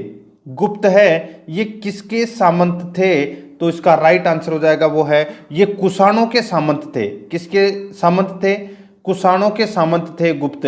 तो इसका right answer B number option सही उत्तर। नेक्स्ट है 3 नंबर का प्रश्न है, इसमें देखिए गुप्त वंश के किस शासक ने सर्वप्रथम महाराजा धीराज की उपाधि धारण की? तो दोस्तों गुप्त वंश के किस शासक ने सर्वप्रथम महाराजा धीराज की उपाधि धारण की? तो इसका राइट आंसर हो जाएगा वो है चंद्रगुप्त ने। बी नंबर का ऑप्शन बिल्कुल सही उत्तर हो जाएगा, चंद्रगुप्त ने। आगे देखिए इसमें सूची फर्स्ट और सूची सेकंड दिया गया है, अपने को इसमें सुमेलित करना है। ठीक है, सूची फर्स्ट और सूची सेकंड यानी कि कौन सा अभिलेख है किससे संबंधित है वो अपने को बताना है। देखिए प्रयाग या इलाहाबाद प्रशस्ति अभिलेख है, ये दोस्तों समुद्रगुप्त से संबंधित है। किससे संबंधित है? समुद्रगुप्त से संबंधित है। और देखिए यहाँ पे विल्संड जो अभिलेख है ये दोस्तों कुमारगुप्त से संबंधित है। भीतरी अभिलेख है ये दोस्तों स्कंदगुप्त से संबंधित है। और मंदसौर लेख है ये दोस्तों वंदु वर्मन से संबंधित है। तो इस प्रश्न का राइट आंसर क्या हो जाएगा? वो है इसमें 1 2 3 4, 1 2 3 4, इसमें सारे के सारे सही, पहले से ही सही सुमेलित हैं। तो ए नंबर का ऑप्शन है वो इसका बिल्कुल सही उत्तर हो जाएगा। आगे देखिए गुप्त शासन के दौरान निम्नलिखित में ऐसा व्यक्ति कौन था जो एक महान खगोल विज्ञानी और गणितज्ञ था? गुप्त शासन के दौरान निम्नलिखित में ऐसा व्यक्ति कौन था जो एक महान खगोल विज्ञानी और गणितज्ञ था? तो इसका बिल्कुल सही उत्तर हो जाएगा वो है दोस्तों आर्यभट्ट। सी नंबर का ऑप्शन बिल्कुल सही उत्तर हो जाएगा आर्यभट्ट। ठीक है, आगे देखिए 6 नंबर का प्रश्न है, गुप्त शासकों की सरकारी दरबारी भाषा थी? तो दोस्तों गुप्त शासकों की सरकारी या दरबारी भाषा थी वो कौन सी थी? तो इसका राइट आंसर हो जाएगा वो है दोस्तों इसमें संस्कृत। द नंबर यानी कि डी नंबर का जो ऑप्शन है वो इसका बिल्कुल सही उत्तर हो जाएगा। नेक्स्ट 7 नंबर का प्रश्न है, इसमें देखिए इतिहासकार V.A. स्मिथ ने किसकी विजयों से प्रभावित होकर उसे भारत का नेपोलियन कहकर पुकारा है? इतिहासकार V.A. स्मिथ ने किसकी विजयों से प्रभावित होकर उसे भारत का नेपोलियन कहकर पुकारा है? तो इसका राइट आंसर हो जाएगा वो है दोस्तों समुद्रगुप्त को। यानी कि समुद्रगुप्त को दोस्तों क्या कहा गया है? तो ये भारत का नेपोलियन। ठीक है, याद रखना समुद्रगुप्त गुप्त वंश का एक महान योद्धा और कुशल सेनापति था, इसी कारण इसे भारत का नेपोलियन कहा जाता है। ठीक है, right answer D number option. Next गुप्त वंश का वह राजा कौन था जिसने हूणों को भारत पर आक्रमण करने से रोका? गुप्त वंश का वह राजा कौन था जिसने हूणों को भारत पर आक्रमण करने से रोका? तो इसका राइट आंसर क्या हो जाएगा? वो है दोस्तों इसमें स्कंदगुप्त। ठीक है, स्कंदगुप्त इसका राइट आंसर हो जाएगा। ठीक है, याद रखना बहुत ही अच्छा प्रश्न है। देखिए जो स्कंदगुप्त है इसने हूणों को रोकने में दोस्तों बहुत ज़्यादा कोशिश की थी। ठीक है, तो आपको इसमें याद रखना है तो कि हूणों को भारत पर आक्रमण करने से रोका था किसने? स्कंदगुप्त ने। तो इसका राइट आंसर सी नंबर का ऑप्शन है वो इसका बिल्कुल सही उत्तर हो जाएगा। ठीक है, आगे देखिए दोस्तों इसमें 9 नंबर प्रश्न, इसमें देखिए गुप्त राजवंश किस लिए प्रसिद्ध था? तो दोस्तों गुप्त राजवंश है वो किसके लिए प्रसिद्ध था? तो ये प्रसिद्ध था दोस्तों कला एवं स्थापत्य के लिए। कला एवं स्थापत्य के लिए दोस्तों गुप्त राजवंश है ये प्रसिद्ध था। ठीक है, आगे देखिए अजंता कलाकृतियां किससे संबंधित है? अजंता कलाकृतियां किससे संबंधित है? तो दोस्तों ये गुप्त काल से संबंधित है। डी नंबर का ऑप्शन बिल्कुल सही उत्तर हो जाएगा। आगे देखिए 11 नंबर का प्रश्न है, कुछ विद्वानों के अनुसार कवि कालिदास किसके राजकवि थे? कुछ विद्वानों के अनुसार कवि कालिदास किसके राजकवि थे? तो दोस्तों ये किसके राजकवि थे? तो चंद्रगुप्त सेकंड यानी कि विक्रमादित्य के दोस्तों कालिदास है वो राजकवि थे। तो इसका राइट आंसर हो जाएगा इसमें सी नंबर का ऑप्शन बिल्कुल सही उत्तर हो जाएगा। ठीक है, आगे देखिए दोस्तों इसमें 12 नंबर का प्रश्न है, अजंता चित्रकारी का विषय वस्तु निम्नलिखित में से किससे संबंधित है? तो यहाँ पे आप सभी को पता है कि अजंता की गुफाएं में जो अजंता की जो गुफाएं हैं वो दोस्तों किसके लिए प्रसिद्ध है? कौन से धर्म के लिए?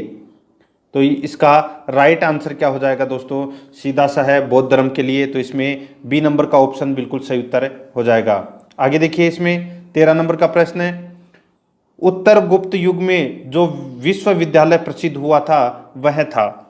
उत्तर गुप्त युग में जो विद्यालय यानी कि जो विश्वविद्यालय प्रसिद्ध हुआ था वह था, तो वह कौन सा था? तो इसका राइट आंसर हो जाएगा वो है नालंदा। सी नंबर का ऑप्शन बिल्कुल सही उत्तर हो जाएगा नालंदा। आगे देखिए, एरन अभिलेख का संबंध किस शासक से है? एरन अभिलेख का संबंध किस शासक से है? तो ये दोस्तों भानुगुप्त से है। किससे संबंधित है? भानुगुप्त से संबंधित है। और दोस्तों गुप्त वंश का जो अंतिम शासक था वो कौन था? वो भी था दोस्तों भानुगुप्त, याद रखना। ठीक है, तो इसका राइट आंसर हो जाएगा इसमें डी नंबर का ऑप्शन बिल्कुल सही उत्तर, भानुगुप्त। ठीक है, आगे देखिए, फायान किसके शासनकाल में भारत आया था? तो दोस्तों ये तो सभी को पता होना चाहिए, जो फायान है ये दोस्तों चंद्रगुप्त के शासनकाल में आया था। ठीक है, याद रखना, चंद्रगुप्त प्रथम के, सॉरी चंद्रगुप्त सेकंड, प्रथम नहीं, चंद्रगुप्त सेकंड के शासनकाल में आया था, यानी कि चंद्रगुप्त विक्रमादित्य। याद रखना, चंद्रगुप्त विक्रमादित्य के शासनकाल में आया था ये फायान। ठीक है, चंद्रगुप्त प्रथम मत कर देना, सेकंड होगा ये। ठीक है, चंद्रगुप्त द्वितीय के शासनकाल में चीनी यात्री फायान भारत यात्रा पर आया था। ठीक है, तो इसमें डी नंबर ऑप्शन सही उत्तर हो जाएगा। नेक्स्ट है, आगे देखिए, भारतीय संस्कृति का स्वर्ण युग था। तो दोस्तों भारतीय संस्कृति का स्वर्ण युग था तो वो कौन सा था? तो वो था दोस्तों गुप्त काल। डी नंबर का ऑप्शन बिल्कुल सही उत्तर हो जाएगा गुप्त काल। आगे देखिए, फायान कहाँ का निवासी था? फायान कहाँ का निवासी था? तो दोस्तों ये चीन का निवासी था फायान। तो इसमें सी नंबर का ऑप्शन बिल्कुल सही उत्तर हो जाएगा, फायान है ये चीन का निवासी था। आगे देखिए, सेतुबंध का रचनाकार प्रवरसेन सेकंड किस वंश का शासक था? सेतुबंध का रचनाकार प्रवरसेन सेकंड किस वंश का शासक था? तो दोस्तों कौन से वंश का शासक था? तो ये वाकाटक वंश का शासक था। सी नंबर का ऑप्शन बिल्कुल सही उत्तर हो जाएगा, वाकाटक वंश। ठीक है, आगे देखिए, इसमें 19 नंबर प्रश्न है, किस गुप्तकालीन शासक को कविराज कहा गया? तो किस गुप्तकालीन शासक को कविराज कहा गया? तो इसका राइट आंसर हो जाएगा वो है समुद्रगुप्त। समुद्रगुप्त को दोस्तों कविराज कहा गया। सी नंबर का ऑप्शन बिल्कुल सही उत्तर हो जाएगा। आगे देखिए, स्कंदगुप्त को किस स्तंभ लेख में सक्रोपम कहा गया? स्कंदगुप्त को किस स्तंभ लेख में सक्रोपम कहा गया? तो इसका राइट आंसर हो जाएगा वो है कहोम स्तंभ लेख। कहोम स्तंभ लेख, तो इसमें ए नंबर का ऑप्शन बिल्कुल सही उत्तर हो जाएगा, कहोम स्तंभ लेख। नेक्स्ट है 21 नंबर प्रश्न, इसमें देखिए, श्रीलंका के राजा मेघवर्मन ने किस स्थान पर भगवान बुद्ध का मंदिर बनवाने के लिए समुद्रगुप्त से अनुमति मांगी थी? श्रीलंका के राजा मेघवर्मन ने किस स्थान पर भगवान बुद्ध का मंदिर बनवाने के लिए समुद्रगुप्त से अनुमति मांगी थी? तो इसका राइट आंसर क्या हो जाएगा? बहुत ही अच्छा प्रश्न है ये, और इस प्रश्न का उत्तर क्या होगा? देखिए दोस्तों, 4 ऑप्शन आपके सामने दिए गए हैं, तो वो है दोस्तों बोध गया में। ठीक है, बोध गया में, तो इसका right answer B number option सही उत्तर हो जाएगा। आगे देखिए, 22 नंबर प्रश्न है, मंदिर निर्माण कला का जन्म सर्वप्रथम कब हुआ? तो मंदिर निर्माण कला का जन्म है वो सर्वप्रथम कब हुआ? तो ये हुआ था दोस्तों गुप्त काल में। बी नंबर का ऑप्शन बिल्कुल सही उत्तर हो जाएगा। आगे देखिए, इसमें 3 नंबर का प्रश्न, यानी 23 नंबर का प्रश्न, चंद्रगुप्त सेकंड ने विक्रमादित्य की उपाधि कब धारण की? चंद्रगुप्त सेकंड ने विक्रमादित्य की उपाधि है ये कब धारण की? तो इसका राइट आंसर क्या हो जाएगा दोस्तों? तो इसका बिल्कुल सही उत्तर हो जाएगा वो है दोस्तों, देखिए, शकों का उन्मूलन करने के बाद में, शकों का उन्मूलन करने के बाद में दोस्तों विक्रमादित्य की उपाधि धारण की थी चंद्रगुप्त सेकंड ने। तो इसमें ए नंबर का ऑप्शन बिल्कुल सही उत्तर हो जाएगा। 24 नंबर प्रश्न है, गुप्त काल के सर्वाधिक लोकप्रिय देवता कौन थे? तो गुप्त काल के सर्वाधिक लोकप्रिय देवता कौन थे? तो वो थे दोस्तों विष्णु। बी नंबर का ऑप्शन बिल्कुल सही उत्तर हो जाएगा विष्णु। आगे देखिए, चंद्रगुप्त सेकंड ने अपनी किस विजय की खुशी में चांदी के विशेष सिक्के जारी किए? चंद्रगुप्त सेकंड ने अपनी किस विजय की खुशी में चांदी के सिक्के जारी किए? तो इसका राइट आंसर हो जाएगा वो है दोस्तों इसमें किस खुशी में?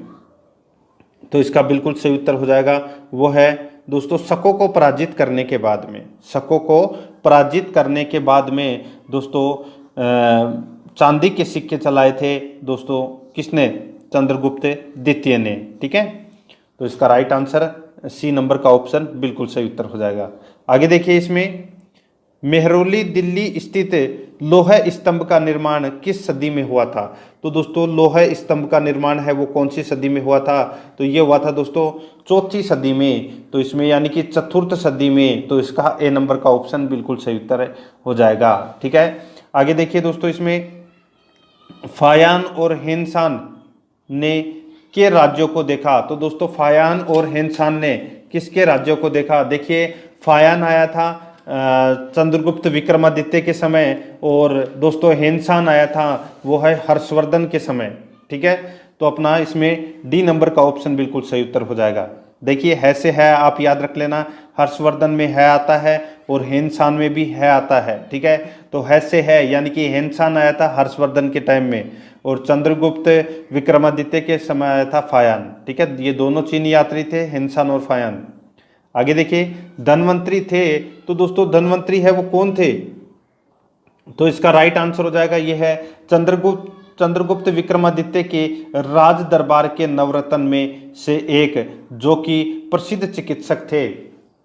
धनवंतरी थे तो दोस्तों चंद्रगुप्त विक्रमादित्य के दरबार के नवरत्न में से एक जो प्रसिद्ध चिकित्सक थे, तो इसका राइट आंसर हो जाएगा वो है इसमें बी नंबर का ऑप्शन बिल्कुल सही उत्तर हो जाएगा। देखिए, इनके दरबार में 9 रत्न थे। कौन कौन से थे? तो मैं आपको नाम बता रहा हूँ, ध्यान रखना।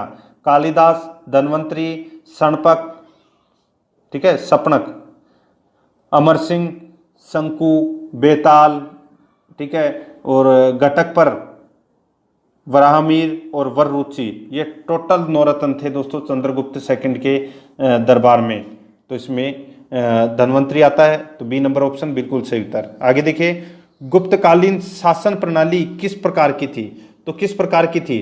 तो ये थी दोस्तों राजतंत्रात्मक। ए नंबर का ऑप्शन बिल्कुल सही उत्तर हो जाएगा, राजतंत्रात्मक। नेक्स्ट है फायान द्वारा रचित ग्रंथ, फायान द्वारा रचित ग्रंथ फो कुओ की में निम्न में से किसका विवरण नहीं मिलता? तो दोस्तों निम्न में से किसका विवरण नहीं मिलता? यहां पे ग्रंथ का नाम बताया है फो कुओ की।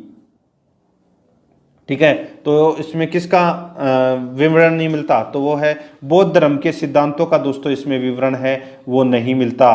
तो इसमें ए नंबर ऑप्शन बिल्कुल सही उत्तर हो जाएगा। बाकी गौतम बुद्ध के उपदेशों का, बौद्ध राज्यों का और बौद्ध मंदिरों, स्तूपों, विहारों का, इन तीनों का दोस्तों वर्णन मिलता है, लेकिन बौद्ध धर्म के सिद्धांतों का विवरण नहीं मिलता। ए नंबर ऑप्शन बिल्कुल सही उत्तर। नेक्स्ट है गुप्त स्थापत्य कला का सर्वोत्कृष्ट मंदिर निम्न में से कौन है? गुप्त स्थापत्य कला का सर्वोत्कृष्ट मंदिर निम्न में से कौन है? तो इसका राइट आंसर हो जाएगा वो है दोस्तों, कौन है? तो वो है दोस्तों देवगढ़ का दशावतार मंदिर। देवगढ़ का दशावतार मंदिर, बी नंबर का ऑप्शन बिल्कुल सही उत्तर हो जाएगा। आगे देखिए, अजंता की गुफाओं में किन गुफाओं का निर्माण गुप्त काल में हुआ? अजंता की गुफाओं में किन गुफाओं का निर्माण गुप्त काल में हुआ? तो इसका राइट आंसर हो जाएगा वो है दोस्तों 16, 17 और 19। 16 यानी कि गुफा नंबर 16, 17 और 19, इन तीनों का निर्माण है। ठीक है, ये दोस्तों गुप्त काल में हुआ था इन तीनों का निर्माण। ठीक है, और अजंता की 16 और 17 गुफा के चित्र एवं बाग इस युग की चित्रकला के सर्वोत्तम उदाहरण हैं। किसकी? तो गुप्त काल के। ठीक है, याद रखना। तो इसका right answer C number option सही उत्तर। आगे देखिए, अमरकोश के लेखक अमर सिंह किस शासक के दरबार से जुड़े थे? तो दोस्तों किस शासक के दरबार से जुड़े थे? तो ये जुड़े थे दोस्तों चंद्रगुप्त सेकंड के।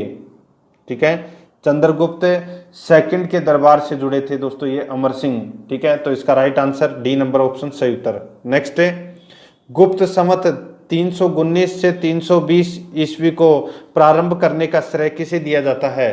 तो ये दिया जाता है दोस्तों किसे? तो चंद्रगुप्त प्रथम को। चंद्रगुप्त प्रथम को दोस्तों गुप्त संवत प्रारंभ करने का श्रेय दिया जाता है। तो इसका राइट आंसर हो जाएगा ए नंबर का ऑप्शन बिल्कुल सही उत्तर हो जाएगा। ठीक है, आगे देखिए, इसमें चंद्रगुप्त प्रथम ने गुप्त संवत का प्रारंभ किस उपलक्ष्य में किया था? तो किस उपलक्ष्य में किया था ये बताना है। गुप्त संवत का प्रारंभ है वो किस उपलक्ष्य में किया था? तो ये किया था दोस्तों अपने राज्यारोहण के स्मारक के रूप में, अपने राज्यारोहण के स्मारक के रूप में दोस्तों 319 ईस्वी में गुप्त संवत है वो प्रारंभ किया था चंद्रगुप्त ने। तो इसका ए नंबर ऑप्शन बिल्कुल सही उत्तर हो जाएगा। आगे देखिए, प्रयाग प्रशस्ति अभिलेख का लेखक हरिसेन किस शासक का दरबारी कवि था? प्रयाग प्रशस्ति अभिलेख का लेखक हरिसेन किस शासक का दरबारी कवि था? तो इसका राइट आंसर हो जाएगा दोस्तों वो है समुद्रगुप्त का। तो इसमें ए नंबर ऑप्शन बिल्कुल सही उत्तर हो जाएगा समुद्रगुप्त। आगे देखिए, गुप्त काल को प्राचीन भारत का क्लासिकल युग क्यों कहा जाता है? गुप्त काल को प्राचीन भारत का क्लासिकल युग क्यों कहा जाता है? तो इसका राइट आंसर हो जाएगा वो है दोस्तों कला व साहित्य के क्षेत्र में अपने चरमोत्कर्ष पर पहुंचने के कारण है। ठीक है, तो इसमें बी नंबर ऑप्शन बिल्कुल सही उत्तर हो जाएगा। आगे देखिए, सारनाथ के दमेक स्तूप का निर्माण किस काल में हुआ? सारनाथ के दमेक स्तूप का निर्माण किस काल में हुआ? तो इसका राइट आंसर क्या हो जाएगा? वो है दोस्तों सीधा सा है, गुप्त वंश की बात कर रहे हैं अपन, तो गुप्त वंश इसका राइट आंसर हो जाएगा। धमेक स्तूप का निर्माण है ये गुप्त काल में हुआ था, डी नंबर ऑप्शन बिल्कुल सही उत्तर। नेक्स्ट, गुप्त काल की सोने की मुद्रा को कहा जाता था? तो गुप्त काल की सोने की मुद्रा को कहा जाता था, क्या कहा जाता था? तो दिनार कहा जाता था। ए नंबर का ऑप्शन बिल्कुल सही उत्तर हो जाएगा। आगे देखिए, कुमार संभव महाकाव्य किस कवि ने लिखा? कुमार संभव महाकाव्य किस कवि ने लिखा? तो ये लिखा था दोस्तों कौन से कवि ने? तो ये लिखा था कालिदास ने। ठीक है, तो इसमें डी नंबर का ऑप्शन बिल्कुल सही उत्तर हो जाएगा कालिदास। ठीक है, आगे देखिए 41 नंबर प्रश्न, इसमें देखिए नालंदा विश्वविद्यालय की स्थापना का युग है। तो नालंदा विश्वविद्यालय की स्थापना है वो दोस्तों कौन से युग में हुई थी? तो वो हुई थी गुप्त काल में हुई थी। ठीक है, तो इसका राइट आंसर क्या हो जाएगा? सी नंबर ऑप्शन बिल्कुल सही उत्तर। नेक्स्ट, गुप्त युग में भू राजस्व की दर थी, तो यानी कि गुप्त काल में भू राजस्व की दर है वो क्या थी? तो वो है उपज का छठा भाग। उपज का छठा भाग ये दोस्तों इसमें गुप्त काल में भू राजस्व की दर थी। ठीक है, तो इसमें बी नंबर ऑप्शन बिल्कुल सही उत्तर हो जाएगा। आगे देखिए दोस्तों, इसमें नगरों का क्रमिक पतन किस काल की एक महत्वपूर्ण विशेषता थी? नगरों का क्रमिक पतन किस काल की एक महत्वपूर्ण विशेषता थी? तो ये थी दोस्तों गुप्त काल की एक महत्वपूर्ण विशेषता। ए नंबर का ऑप्शन बिल्कुल सही उत्तर हो जाएगा। आगे देखिए, किस वंश के शासकों ने मंदिरों एवं ब्राह्मणों को सबसे अधिक ग्राम अनुदान में दिया? किस वंश के शासकों ने मंदिरों एवं ब्राह्मणों को सबसे अधिक ग्राम अनुदान में दिया था? तो इसका राइट आंसर हो जाएगा दोस्तों वो है इसमें गुप्त वंश। तो इसमें ए नंबर का ऑप्शन बिल्कुल सही उत्तर हो जाएगा गुप्त वंश। ठीक है, आगे देखिए, दिल्ली के मेहरौली के कुवत उल इस्लाम मस्जिद के प्रांगण में स्थित प्रसिद्ध लोह स्तंभ किसकी स्मृति है?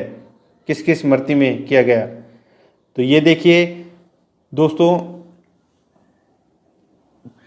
दिल्ली के मेहरौली के कुवत उल इस्लाम की मस्जिद के प्रांगण में स्थित प्रसिद्ध लोह स्तंभ है वो किसकी स्मृति में बनाया गया? तो इसका राइट आंसर क्या हो जाएगा दोस्तों? बताइए, चार ऑप्शन आपके सामने हैं। तो इसका बिल्कुल सही उत्तर हो जाएगा दोस्तों वो है चंद्रगुप्त। ठीक है, तो इसका राइट आंसर हो जाएगा इसमें चंद्रगुप्त। ठीक है, बी नंबर ऑप्शन बिल्कुल सही उत्तर। नेक्स्ट, कालिदास द्वारा रचित मालविका अग्निमित्र नाटक का नायक था। कालिदास द्वारा रचित मालविका अग्निमित्र नाटक का रचयिता था, तो कौन था? तो इसका राइट आंसर हो जाएगा वो है दोस्तों इसमें अग्निमित्र। ठीक है, तो इसमें सी नंबर का ऑप्शन बिल्कुल सही उत्तर हो जाएगा। ठीक है, याद रखना, कालिदास द्वारा रचित मालविका अग्निमित्र नाटक का नायक कौन था? तो वो था अग्निमित्र। सी नंबर ऑप्शन बिल्कुल सही उत्तर हो जाएगा। आगे देखिए, चंद्रगुप्त की सैनिक उपलब्धियों का वर्णन उसके किस अभिलेख में उपलब्ध है? समुद्रगुप्त की सैनिक उपलब्धियों का वर्णन उसके किस अभिलेख में उपलब्ध है? तो इसका राइट आंसर हो जाएगा वो है दोस्तों प्रयाग के अभिलेख में। ठीक है, प्रयाग के अभिलेख में। तो इसमें डी नंबर ऑप्शन बिल्कुल सही उत्तर हो जाएगा। आगे देखिए, इसमें निम्न में से किस काल में स्त्रियों की पुरुषों से बराबरी थी?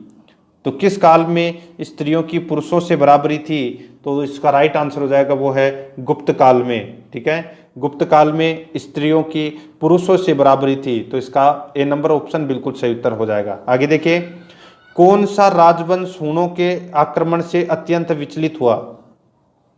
कौन सा राजवंश हूणों के आक्रमण से अत्यंत विचलित हुआ? तो ये इसका राइट आंसर हो जाएगा वो है गुप्त। ठीक है, तो इसमें सी नंबर का ऑप्शन बिल्कुल सही उत्तर हो जाएगा। आगे देखिए, निम्नलिखित में कौन सा नाटक कालिदास ने नहीं लिखा था? तो कालिदास ने कौन सा नाटक है वो नहीं लिखा था? तो यहाँ पे देखिए, मालविकाग्निमित्रम, अभिज्ञान शाकुंतलम, विक्रमोर्वशीयम। ठीक है, तो ये जो तीनों नाटक हैं ये तो दोस्तों कालिदास के द्वारा लिखे गए थे, लेकिन चौथा नंबर का जानकी हरण ये कालिदास द्वारा रचित नहीं है। तो अपना डी नंबर ऑप्शन बिल्कुल सही उत्तर हो जाएगा। आगे देखिए, अजंता गुफाओं के सरीखी जैसी गुफाएं मध्य प्रदेश में कहाँ है? अजंता गुफाओं के सरीखी जैसी गुफाएं मध्य प्रदेश में कहाँ है? तो दोस्तों कहाँ पर है मध्य प्रदेश में? तो ये है दोस्तों धार में, बाग धार में। तो इसमें राइट आंसर ए नंबर का ऑप्शन सही उत्तर धार जिले में। आगे देखिए, गुप्त वंश ने अवधि में शासन किया। तो दोस्तों गुप्त वंश ने कौन सी अवधि से कौन सी अवधि तक शासन किया? तो इसका राइट आंसर हो जाएगा वो है इसमें 319 से 500 ईस्वी तक। 319 ईस्वी से 500 ईस्वी तक दोस्तों शासन किया था गुप्त वंश ने। ठीक है, तो इसका राइट आंसर इसमें ए नंबर का ऑप्शन बिल्कुल सही उत्तर हो जाएगा। आगे देखिए, बाल विवाह की प्रथा आरंभ हुई। तो दोस्तों बाल विवाह की प्रथा है यह आरंभ हुई थी किस काल में? तो दोस्तों गुप्त काल में हुई थी। ठीक है, तो इसका राइट आंसर गुप्त काल में बाल विवाह की प्रथा आरंभ हुई थी। नेक्स्ट है, सोने के सर्वाधिक सिक्के किस काल में जारी किए गए? तो सोने के सर्वाधिक सिक्के किस काल में जारी किए गए? तो ये जारी किए गए थे दोस्तों गुप्त काल में। तो इसमें बी नंबर का ऑप्शन बिल्कुल सही उत्तर हो जाएगा। आगे देखिए, यूरोपीय भाषा में अनुदित या अनुवादित प्रथम भारतीय ग्रंथ कौन सा है? यूरोपीय भाषा में अनुदित या अनुवादित प्रथम भारतीय ग्रंथ कौन सा है? तो उसका नाम है दोस्तों अभिज्ञान शाकुंतलम। बी नंबर का ऑप्शन बिल्कुल सही उत्तर हो जाएगा, अभिज्ञान शाकुंतलम। नेक्स्ट, सती प्रथा का पहला उल्लेख कहाँ से मिलता है? तो सती प्रथा का पहला उल्लेख कहाँ से मिलता है? तो ये मिलता है दोस्तों कहाँ से? तो इसका राइट आंसर हो जाएगा वो है एरण अभिलेख से मिलता है। सी नंबर का ऑप्शन बिल्कुल सही उत्तर हो जाएगा, एरण अभिलेख। आगे देखिए, गुप्त वंश के निम्नलिखित शासकों का क्रम से लगाना है। क्रम से लगाना है गुप्त वंश के शासकों का क्रम। देखिए दोस्तों, यहाँ पे सबसे पहले शासक बनता है चंद्रगुप्त प्रथम। कब बनता है? तो 319 ईस्वी में। ठीक है, उसके बाद में शासक बनता है दोस्तों समुद्रगुप्त। कब बनता है? तो 335 ईस्वी में। उसके बाद में शासक बनता है दोस्तों चंद्रगुप्त। ये बनता है दोस्तों चंद्रगुप्त द्वितीय, ये बनता है 380 में। और उसके बाद में शासक बनता है दोस्तों वो है कुमारगुप्त।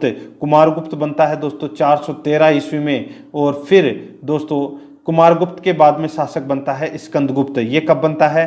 तो ये बनता है दोस्तों 455 ईस्वी में। ठीक है, तो यहाँ पे बिल्कुल सीधा सा क्रम ये ही होगा इसका। कुमारगुप्त यहाँ पे दे नहीं रखा, तो बिल्कुल अपना क्रम ये ही होगा। तो इसका राइट आंसर हो जाएगा 1 2 3 4। ठीक है, 1 2 3 4। तो यहाँ पे इसको छोड़ दीजिए, 5वां नंबर का गलत दे रखा है। 1 2 3 4 डी नंबर का ऑप्शन इसका बिल्कुल सही उत्तर हो जाएगा। आगे देखिए, गुप्तकालीन सिक्कों का सबसे बड़ा ढेर कहाँ से प्राप्त हुआ है? तो सबसे बड़ा ढेर है वो कहाँ से प्राप्त हुआ है? तो ये बयाना भरतपुर से हुआ है। कहाँ से हुआ है? बयाना भरतपुर से गुप्तकालीन सिक्कों का सबसे बड़ा ढेर प्राप्त हुआ है। ए नंबर ऑप्शन बिल्कुल सही उत्तर हो जाएगा। आगे देखिए, किस गुप्त शासक को नालंदा विश्वविद्यालय का संस्थापक माना जाता है? तो किस गुप्त शासक को नालंदा विश्वविद्यालय का संस्थापक माना जाता है? तो देखिए इसका राइट आंसर हो जाएगा कुमारगुप्त प्रथम। ठीक है, कुमारगुप्त प्रथम इसका राइट आंसर हो जाएगा। कुमारगुप्त प्रथम ने ही दोस्तों नालंदा विश्वविद्यालय की स्थापना की थी, तो इसका right answer A number option बिल्कुल सही उत्तर। नेक्स्ट है, यहाँ पे देखिए कथन ए और कथन आर दे रखा है, अपने को बताना है कि कौन सा इसमें सही है। देखिए, प्राचीन भारत में सामंती व्यवस्था का अभ्युदय सैनिक अभियानों में देखा जा सकता है, बिल्कुल सही बात है। आगे देखिए, गुप्त काल में सामंती व्यवस्था का पर्याप्त विस्तार हुआ था, ये भी दोस्तों इसमें बिल्कुल सही है। यानी कि दोनों सही है, लेकिन दोस्तों एक की यानी कि आर है वो एक की सही व्याख्या है वो नहीं करता। दोनों कथन इसमें बिल्कुल सही है, तो इसमें बी नंबर का ऑप्शन बिल्कुल सही उत्तर हो जाएगा। आगे देखिए, गुप्त काल में उत्तर भारतीय व्यापार निम्नलिखित किस एक पतन से संचालित होता है था। गुप्त काल में उत्तर भारतीय व्यापार निम्नलिखित किस एक पतन से संचालित होता था, तो इसका राइट आंसर हो जाएगा दोस्तों, वो है इसमें देखिए 4 ऑप्शन आपके सामने दिए गए हैं, तो इसका बिल्कुल सही उत्तर है वो है दोस्तों ताम्रलिप्ति। ठीक है, ए नंबर का ऑप्शन बिल्कुल सही उत्तर हो जाएगा। आगे देखिए, गुप्त शासकों द्वारा जारी किए गए चांदी के सिक्के कहलाते थे, तो चांदी के सिक्के दोस्तों क्या कहलाते थे, तो रूपक कहलाते थे चांदी के सिक्के। ए नंबर ऑप्शन बिल्कुल सही उत्तर हो जाएगा। आगे देखिए, सूची फर्स्ट और सूची सेकंड दी गई है, सुमेलित करना है। सूची फर्स्ट में दोस्तों यहाँ पे देखिए विद्वान दे रखे हैं, और सूची सेकंड में कौन किससे संबंधित था, यानी कि नाट इनके जैसे कौन किससे संबंधित है, ठीक है, किसने किसकी रचना की थी वो बताना है। देखिए, विशाख दत्त है, ये दोस्तों नाटक लिखते थे। वराहमिहिर है, ये दोस्तों खगोल विज्ञान शास्त्री थे। चरक है, ये दोस्तों चिकित्सा से संबंधित थे। और ब्रह्मगुप्त है, ये दोस्तों गणित से संबंधित थे। समझ में आ गया। 2 3 1 4 इसका राइट आंसर हो जाएगा। 2 3 1 4 यानी कि सी नंबर का ऑप्शन बिल्कुल सही उत्तर हो जाएगा। आगे देखिए, चंद्रगुप्त सेकंड के काल में विद्या कला व साहित्य का महान केंद्र कौन सा था। चंद्रगुप्त सेकंड के काल में विद्या कला व साहित्य का महान केंद्र कौन सा था, तो इसका राइट आंसर हो जाएगा वो है दोस्तों इसमें उज्जैन। सी नंबर का ऑप्शन बिल्कुल सही उत्तर हो जाएगा उज्जैन। ठीक है, आगे देखिए, कालिदास की किस कृति की गिनती विश्व की 100 प्रसिद्ध साहित्यिक कृतियों में होती है। कालिदास की किस कृति की गिनती विश्व की 100 प्रसिद्ध साहित्यिक कृतियों में होती है, तो इसका राइट आंसर हो जाएगा वो है दोस्तों इसमें, वो कृति कौन सी है कालिदास की, तो वो है अभिज्ञान शाकुंतलम। तो इसमें सी नंबर ऑप्शन सही उत्तर हो जाएगा। आगे देखिए, वर्तमान गणित में दशमलव प्रणाली आविष्कार का श्रेय निम्न में से किस युग को है। वर्तमान गणित में दशमलव प्रणाली आविष्कार का श्रेय निम्न में से किस युग को है, तो इसका राइट आंसर हो जाएगा वो है दोस्तों कौन से युग को, तो वो है गुप्त युग को। बी नंबर का ऑप्शन बिल्कुल सही उत्तर हो जाएगा। आगे देखिए, निम्न में से कौन सा गुप्त वंश के पतन का कारण नहीं था, तो गुप्त वंश के पतन का कारण है वो कौन सा नहीं था, तो इसका राइट आंसर हो जाएगा वो है दोस्तों इसमें देखिए सत्ता के नियंत्रण के लिए आंतरिक कलह। ये बिल्कुल नहीं था दोस्तों, गुप्त वंश में सबसे बड़ी खासियत यही थी कि गुप्त वंश के पतन का ये कारण नहीं था कि सत्ता के नियंत्रण के लिए आंतरिक कलह हुआ हो। ठीक है, बाकी तीनों कारण थे गुप्त वंश के पतन के। स्कंदगुप्त के बाद केंद्र की शक्तियों का दुर्बल होना, हुणों का आक्रमण, प्रांतीय शासकों का विद्रोह। ठीक है, ये तीनों इसका बिल्कुल सही कारण है, लेकिन डी नंबर का ऑप्शन इसका बिल्कुल सही उत्तर हो जाएगा। आगे देखिए, निम्नलिखित में यहाँ पे देखिए निम्नलिखित में से यानी कि निम्नलिखित में किस गुप्त शासक ने अपने सिक्कों पर अपने को वीणा बजाते हुए आकृति में अंकित करवाया, तो दोस्तों सीधा सा है, ये सिर्फ वो ही हो सकता है जो संगीत प्रेमी हो। समुद्रगुप्त है वो संगीत प्रेमी था तथा उसे उसके सिक्कों पर वीणा बजाते हुए दिखाया गया है। ठीक है, और समुद्रगुप्त ने कवराज नाम से कई कविताएं भी लिखी थी, तो यहाँ पे समुद्रगुप्त इसका right answer B number option बिल्कुल सही उत्तर हो जाएगा। आगे देखिए दोस्तों, इसमें 69 नंबर प्रश्न है, वह प्रथम भारतीय विद्वान कौन था जिसने गणित को एक पृथक विषय के रूप में स्थापित किया। वह प्रथम भारतीय विद्वान कौन था जिसने गणित को एक पृथक विषय के रूप में स्थापित किया, तो इसका राइट आंसर हो जाएगा वो है आर्यभट्ट। ये नंबर का ऑप्शन बिल्कुल सही उत्तर हो जाएगा आर्यभट्ट। आगे देखिए, गुप्तकालीन पुस्तक नवनीतकम का संबंध है? गुप्तकालीन पुस्तक नवनीतकम का संबंध है तो वो किससे है? तो वो है दोस्तों इसमें किससे? चिकित्सा से संबंधित है। इसमें सी नंबर का ऑप्शन बिल्कुल सही उत्तर हो जाएगा। आगे देखिए, तांबा का सिक्का जारी करने वाला पहला गुप्त शासक कौन था? तांबा का सिक्का जारी करने वाला पहला गुप्त शासक कौन था? तो वो था दोस्तों रामगुप्त। ठीक है, तो इसमें सी नंबर का ऑप्शन बिल्कुल सही उत्तर हो जाएगा। आगे देखिए दोस्तों, इसमें सूची फर्स्ट और सूची सेकंड दिया गया है, सुमेलित करना है। सूची फर्स्ट में शासक और सूची सेकंड में अभिलेख दे रखे हैं। ठीक है, देखिए कौन से शासक से संबंधित कौन सा अभिलेख है वो बताना है। यहाँ पे देखिए समुद्रगुप्त, तो यहाँ पे समुद्रगुप्त से संबंधित प्रयाग प्रशस्ति बिल्कुल सही है। चंद्रगुप्त सेकंड से संबंधित मैरोली का लौह स्तंभ लेख ये भी सही है। स्कंदगुप्त का दोस्तों भीतरी स्तंभ लेख, और बुद्धगुप्त का दोस्तों इसमें पहाड़पुर ताम्रपत्र। ठीक है, तो ये सारे के सारे इसमें पहले से ही सही सुमेलित किए गए हैं। इस प्रश्न का राइट आंसर हो जाएगा 1 2 3 4। ठीक है, 1 2 3 4 यानी कि ए नंबर का ऑप्शन बिल्कुल सही उत्तर हो जाएगा। आगे देखिए, सूची फर्स्ट और सूची सेकंड दे रखा है। सूची फर्स्ट में मुद्रा के प्रकार हैं और सूची सेकंड में शासक है, यानी कि कौन सी मुद्रा का प्रकार कौन से शासक के समय चला था वो अपने को बताना है। देखिए, वीणा वादक, मैंने अभी आपको बताया था कि दोस्तों वीणा बजाते हुए दिखाया गया है सिक्कों पर।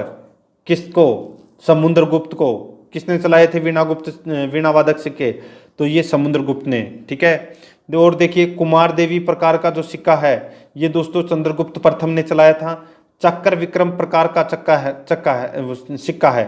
चक्र विक्रम प्रकार का जो सिक्का है ये दोस्तों चंद्रगुप्त सेकंड ने चलाया था। और कार्तिकेय प्रकार का जो सिक्का है ये दोस्तों कुमारगुप्त प्रथम ने चलाया था। ठीक है, तो इसमें इस प्रश्न का राइट आंसर हो जाएगा 1 2 3 4, क्योंकि इसमें सारे ही सही सुमेलित है। ए नंबर का ऑप्शन बिल्कुल सही उत्तर हो जाएगा। आगे देखिए, सूची फर्स्ट में शासक और सूची सेकंड में उपाधि है, यानी कि किसकी क्या उपाधि है वो दोस्तों अपने को इसमें बताना है। देखिए, चंद्रगुप्त प्रथम की दोस्तों उपाधि है महाराजा धीराज की। चंद्रगुप्त प्रथम की उपाधि है महाराजा धीराज की। और समुद्रगुप्त की उपाधि है दोस्तों अश्वमेघ पराक्रम। और चंद्रगुप्त सेकंड की उपाधि है दोस्तों परम भागवत। और स्कंदगुप्त की दोस्तों उपाधि है सक्रोपम। ठीक है, याद रखना है सक्रोपम। तो इसका राइट आंसर हो जाएगा इसमें। देखिए, इस प्रश्न का राइट आंसर है 1 2 3 4।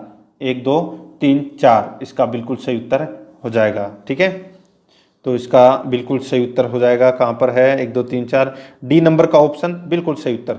नेक्स्ट है, आगे देखिए, सूची फर्स्ट में शासक है और सूची सेकंड में पत्नी है, यानी कि कौन से शासक की पत्नी कौन थी वो अपने को बताना है। देखिए दोस्तों, चंद्रगुप्त प्रथम, दोस्तों चंद्रगुप्त प्रथम ने लिच्छवी राजकुमारी कुमार देवी के साथ में विवाह किया था।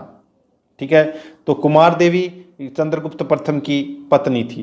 ठीक है, अब यहाँ पे देखिए रामगुप्त की पत्नी थी दोस्तों ध्रुव देवी।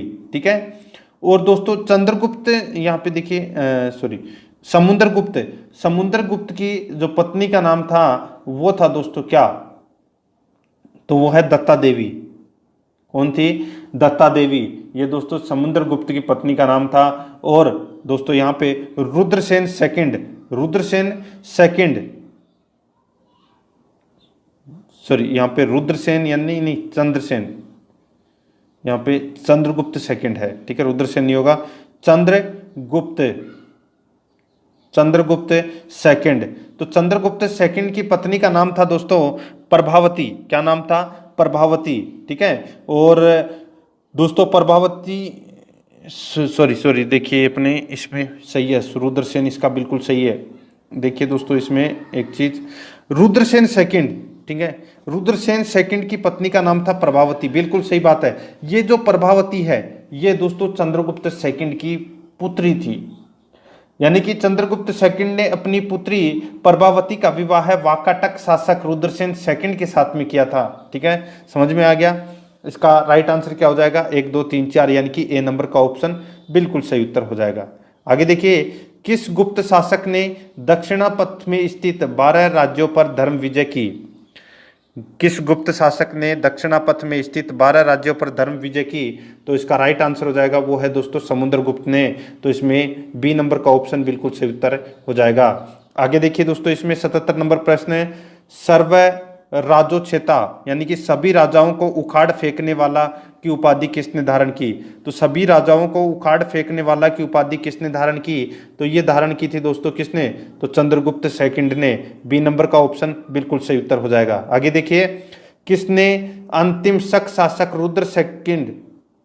रुद्र थर्ड को पराजित कर और उसकी हत्या कर शकों का अंतिम रूप से उन्मूलन किया? किसने शक शासक रुद्र सिंह तृतीय को पराजित कर उसकी हत्या कर शकों का अंतिम रूप से उन्मूलन किया? तो वो किसने किया? तो ये किया था दोस्तों चंद्रगुप्त सेकंड ने। तो इसका बी नंबर का ऑप्शन बिल्कुल सही उत्तर हो जाएगा। आगे देखिए, सूची फर्स्ट को सूची सेकंड से सुमेलित कीजिए। सूची फर्स्ट में रचनाकार हैं और सूची सेकंड में रचना है, यानी कि किसने किसकी रचना की है वो दोस्तों अपने को इसमें बताना है। देखिए, आर्यभट्ट ने दोस्तों आर्यभट्टीय ग्रंथ की रचना की है, धन्वंतरी ने नवनीत क्रम ग्रंथ की रचना की, ब्रह्मगुप्त ने दोस्तों ब्रह्म सिद्धांत की रचना की, वरामियर ने दोस्तों पंच सिद्धांत तक की रचना की। यानी कि सारे के सारे इसमें पहले से सही सुमेलित हैं। तो इस प्रश्न का राइट आंसर हो जाएगा एक नंबर का ऑप्शन बिल्कुल सही उत्तर, जिसमें 1 2 3 4 दे रखा है। ठीक है, आगे देखिए दोस्तों, इसमें 80 नंबर प्रश्न है, सुदर्शन झील जिरा का निर्माण चंद्रगुप्त मौर्य के सौराष्ट्र प्रांत के गवर्नर पुष्पगुप्त ने करवाया था। देखिए यहाँ पे जिसका, ठीक है, देखिए सुदर्शन झील का निर्माण है वो दोस्तों चंद्रगुप्त मौर्य के सौराष्ट्र प्रांत के गवर्नर पुष्पगुप्त ने दोस्तों ये सुदर्शन झील का निर्माण करवाया था। और इसका जो इस झील की जो मरम्मत है वो पहली बार शक शासक रुद्रदमन ने करवाई थी। और दूसरी बार मरम्मत है वो दोस्तों किसने करवाई थी? यानी कि सुदर्शन झील का जो निर्माण है वो दोस्तों पुष्पगुप्त ने करवाया था। और इसकी पहली बार मरम्मत है वो दोस्तों शक शासक रुद्रदमन ने करवाई थी। और दूसरी बार मरम्मत है वो दोस्तों किसने करवाई थी? तो ये करवाई थी दोस्तों किसने? तो स्कंदगुप्त ने। बी नंबर का ऑप्शन बिल्कुल सही उत्तर हो जाएगा, स्कंदगुप्त। आगे देखिए, इसमें 81 नंबर प्रश्न है, सूची फर्स्ट को सूची सेकंड से सुमेलित करना है। सूची फर्स्ट में प्रशासकीय विभाजन और सूची सेकंड में प्रशासक दे रखा है। देखिए दोस्तों, यहाँ पे सुमेलित करना है। देखिए, भुक्ति प्रांत, ठीक है, और यानी कि किसको क्या कहा गया है, जैसे ग्राम को क्या, नगर को क्या कहते थे, विषय जिला को क्या कहते थे, प्रांत को क्या कहते थे। ठीक है, तो यहाँ पे देखते हैं भुक्ति यानी कि प्रांत को क्या बोलते थे, यानी कि प्रांत का जो प्रशासक होता था वो कौन होता था? तो वो होता था उपरिक। क्या होता था? उपरिक। और विषय जिला यानी कि इसका जो प्रशासक होता था वो है विषयपति। नगर का प्रशासक होता था नगरपति। और ग्राम का प्रशासक होता था ग्रामिक। तो इसमें 1 2 3 4 इसका राइट आंसर हो जाएगा। आगे देखिए, कौन सुमेलित नहीं है? कौन सुमेलित इसमें नहीं है? यहाँ पे देखिए दोस्तों, देखिए महासंधि विग्रहिक यानी कि युद्ध व शांति का मंत्री। दूसरा है महादंडनायक यानी कि सेना का सर्वोच्च अधिकारी। विनय स्थिति स्थापक। तो दोस्तों ये धार्मिक मामलों का प्रमुख अधिकारी होता था। और ये महासभापति, तो दोस्तों ये महासभापति ये नहीं था दोस्तों इसमें। ठीक है, महासभापति। महादंडनायक होता था वो दोस्तों न्यायाधीश है।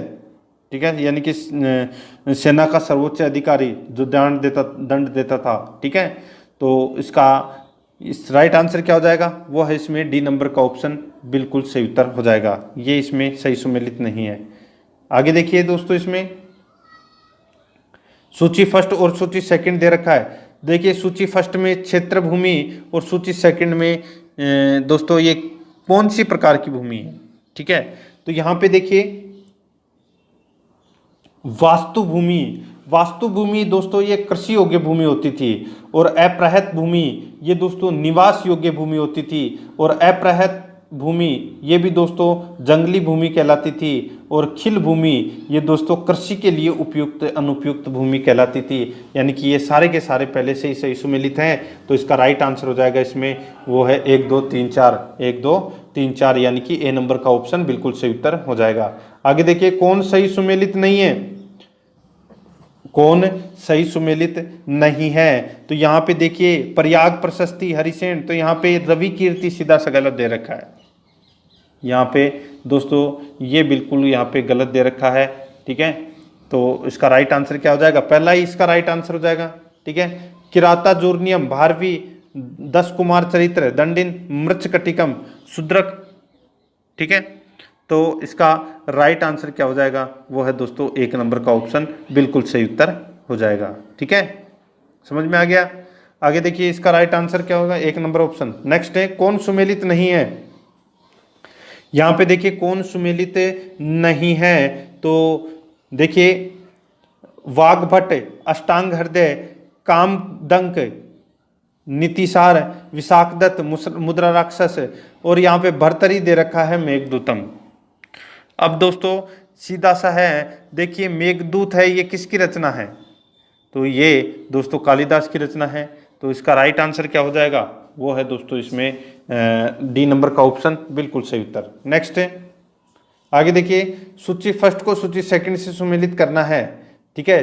तो यहाँ पे देखिए श्रेष्ठी, श्रेष्ठी किसको बोलते थे, तो श्रेष्ठी बोलते थे साहूकार को, और सार्थवाह, सार्थवाह बोलते थे व्यापारी को, कुलिक, कुलिक बोलते थे शिल्पी या कारीगर को, और कायस्थ बोलते थे लेखक को। तो इसका राइट आंसर हो जाएगा 1 2 3 4, यानी कि ए नंबर ऑप्शन बिल्कुल सही उत्तर हो जाएगा। आगे देखिए मिहिर कुल का संबंध था, तो दोस्तों मिहिर कुल का जो संबंध था वो किससे था, तो वो था दोस्तों हूण से, बी नंबर का ऑप्शन बिल्कुल सही उत्तर हूण। आगे देखिए कन्नौज को सर्वप्रथम महत्ता प्रदान करने वाले थे, कन्नौज को सर्वप्रथम महत्ता प्रदान करने वाले थे, तो दोस्तों कौन थे, तो इसका राइट आंसर हो जाएगा वो है दोस्तों इसमें कौन, तो वो है मोखरी, सी नंबर का ऑप्शन बिल्कुल सही उत्तर हो जाएगा।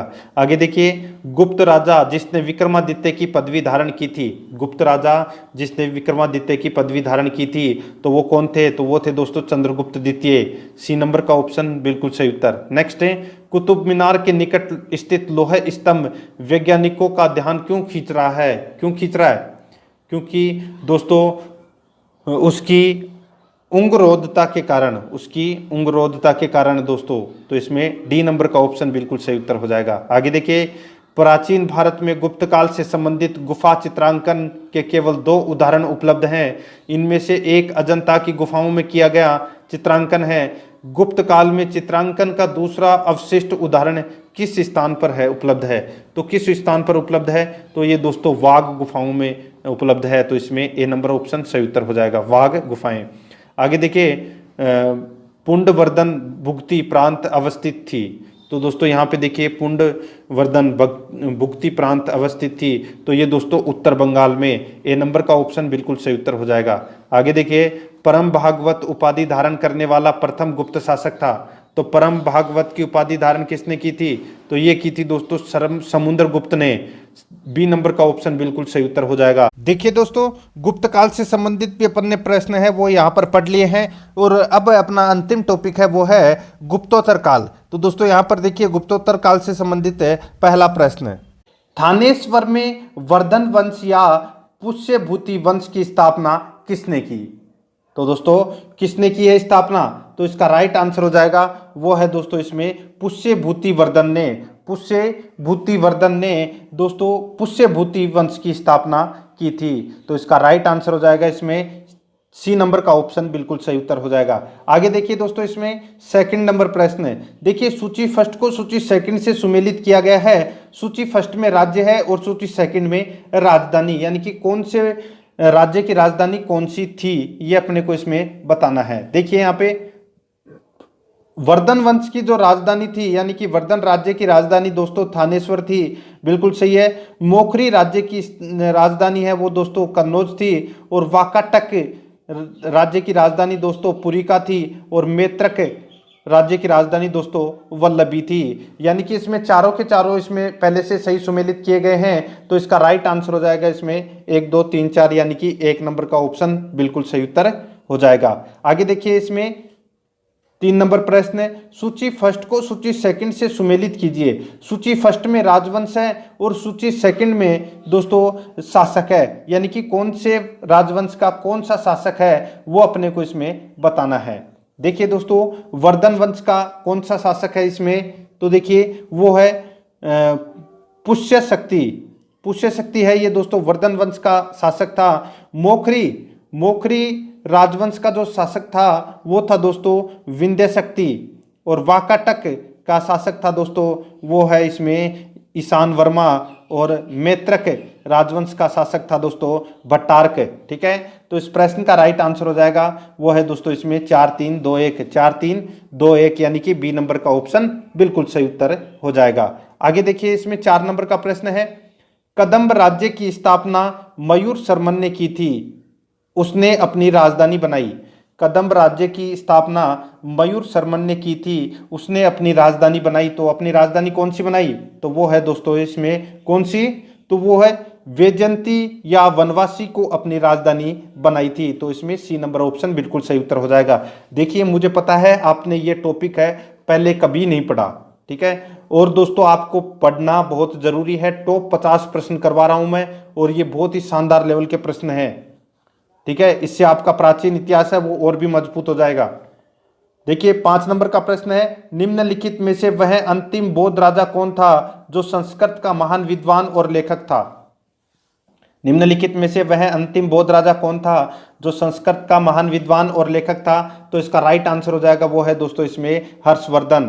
ठीक है, डी नंबर का ऑप्शन बिल्कुल सही उत्तर हो जाएगा।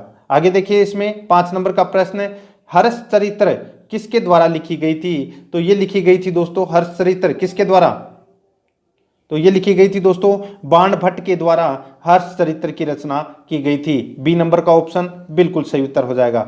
आगे देखिए हर्षवर्धन के समय कौन सा चीनी यात्री ये भारत आया था। तो दोस्तों सीधा सा है, हर्षवर्धन के समय कौन सा चीनी यात्री भारत आया था। तो इसका राइट आंसर हो जाएगा वो है दोस्तों इसमें कौन सा, तो देखिए है से आपको है याद रखना है, ठीक है, है से है याद रखना है, यानी कि हिंसान आया था दोस्तों हर्षवर्धन के समय चीनी यात्री भारत। तो इसका राइट आंसर हो जाएगा इसमें डी नंबर का ऑप्शन बिल्कुल सही उत्तर। नेक्स्ट, चालुक्य राजा पुलकेशन द्वितीय को किसने पराजित किया था।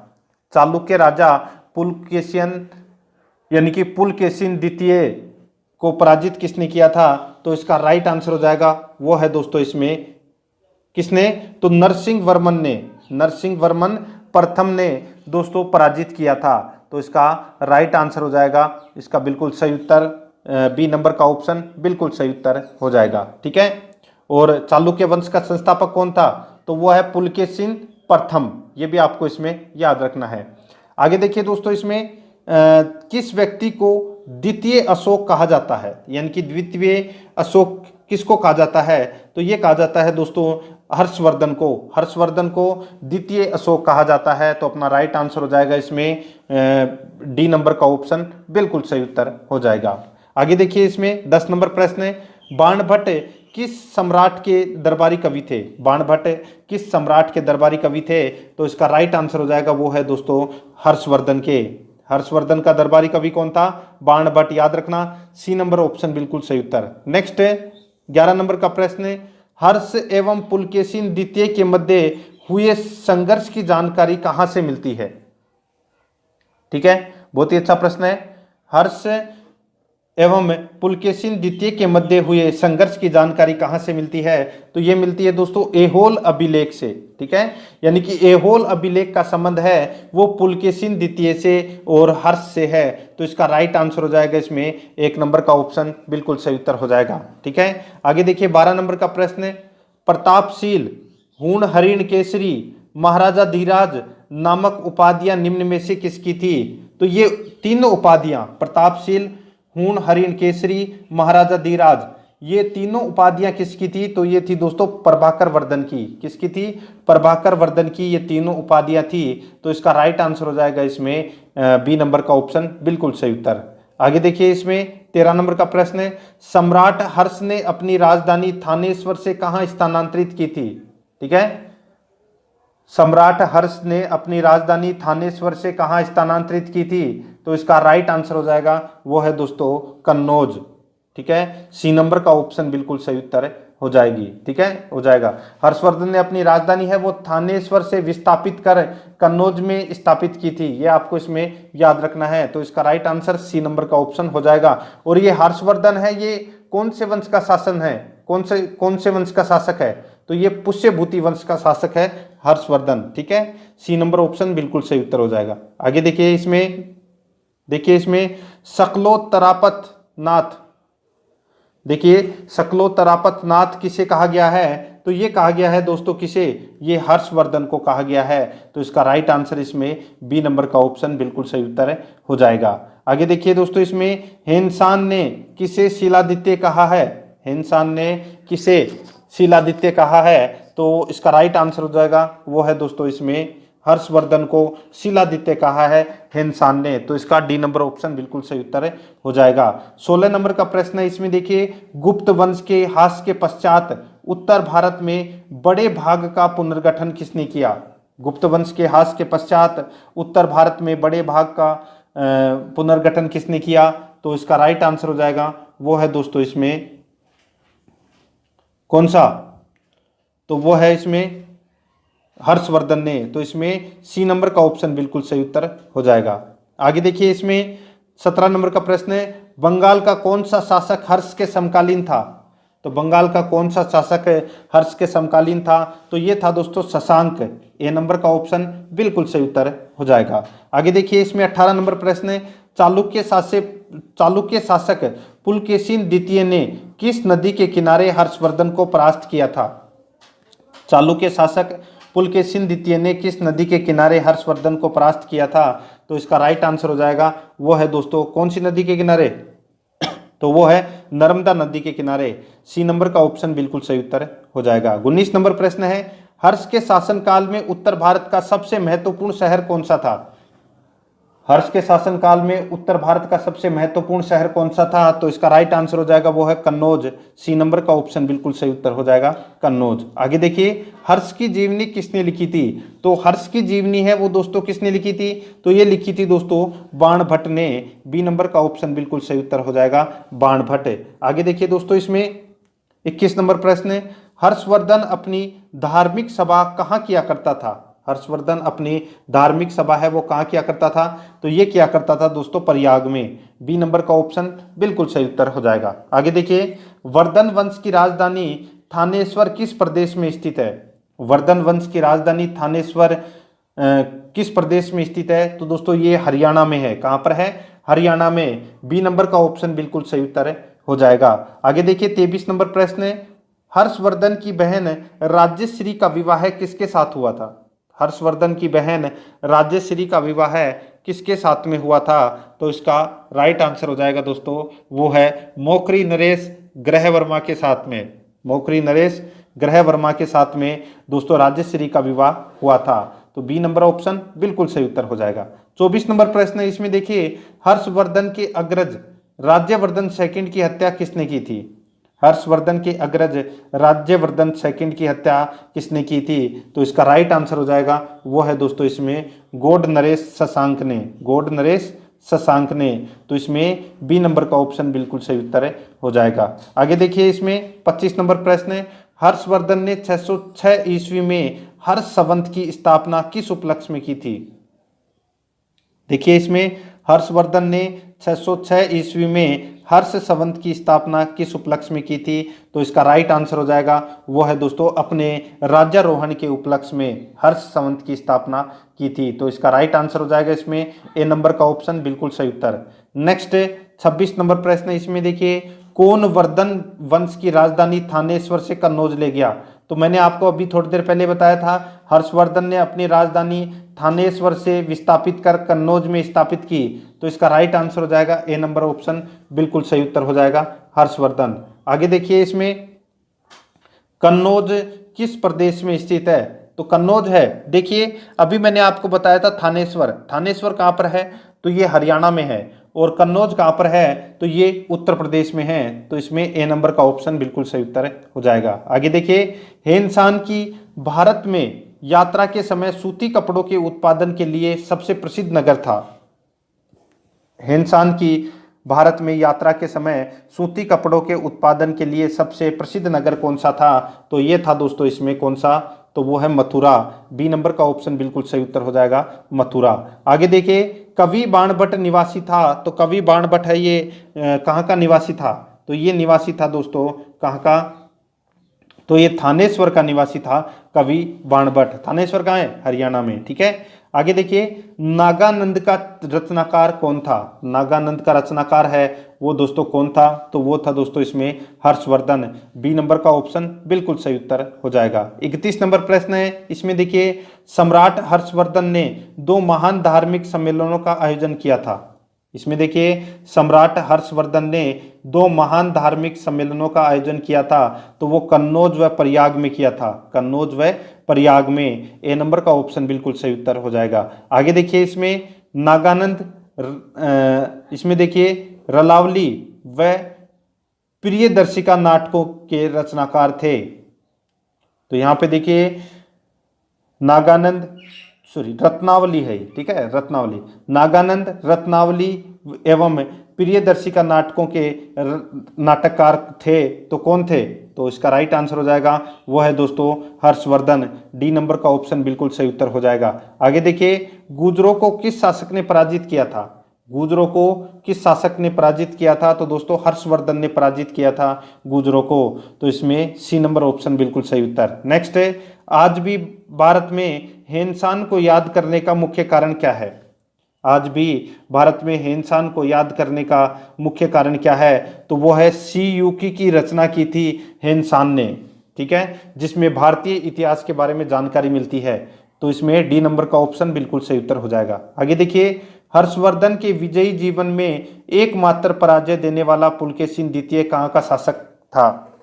हर्षवर्धन के विजयी जीवन में एकमात्र पराजय देने वाला पुलकेशिन द्वितीय कहाँ का शासक था? तो ये दोस्तों शासक था कहाँ का?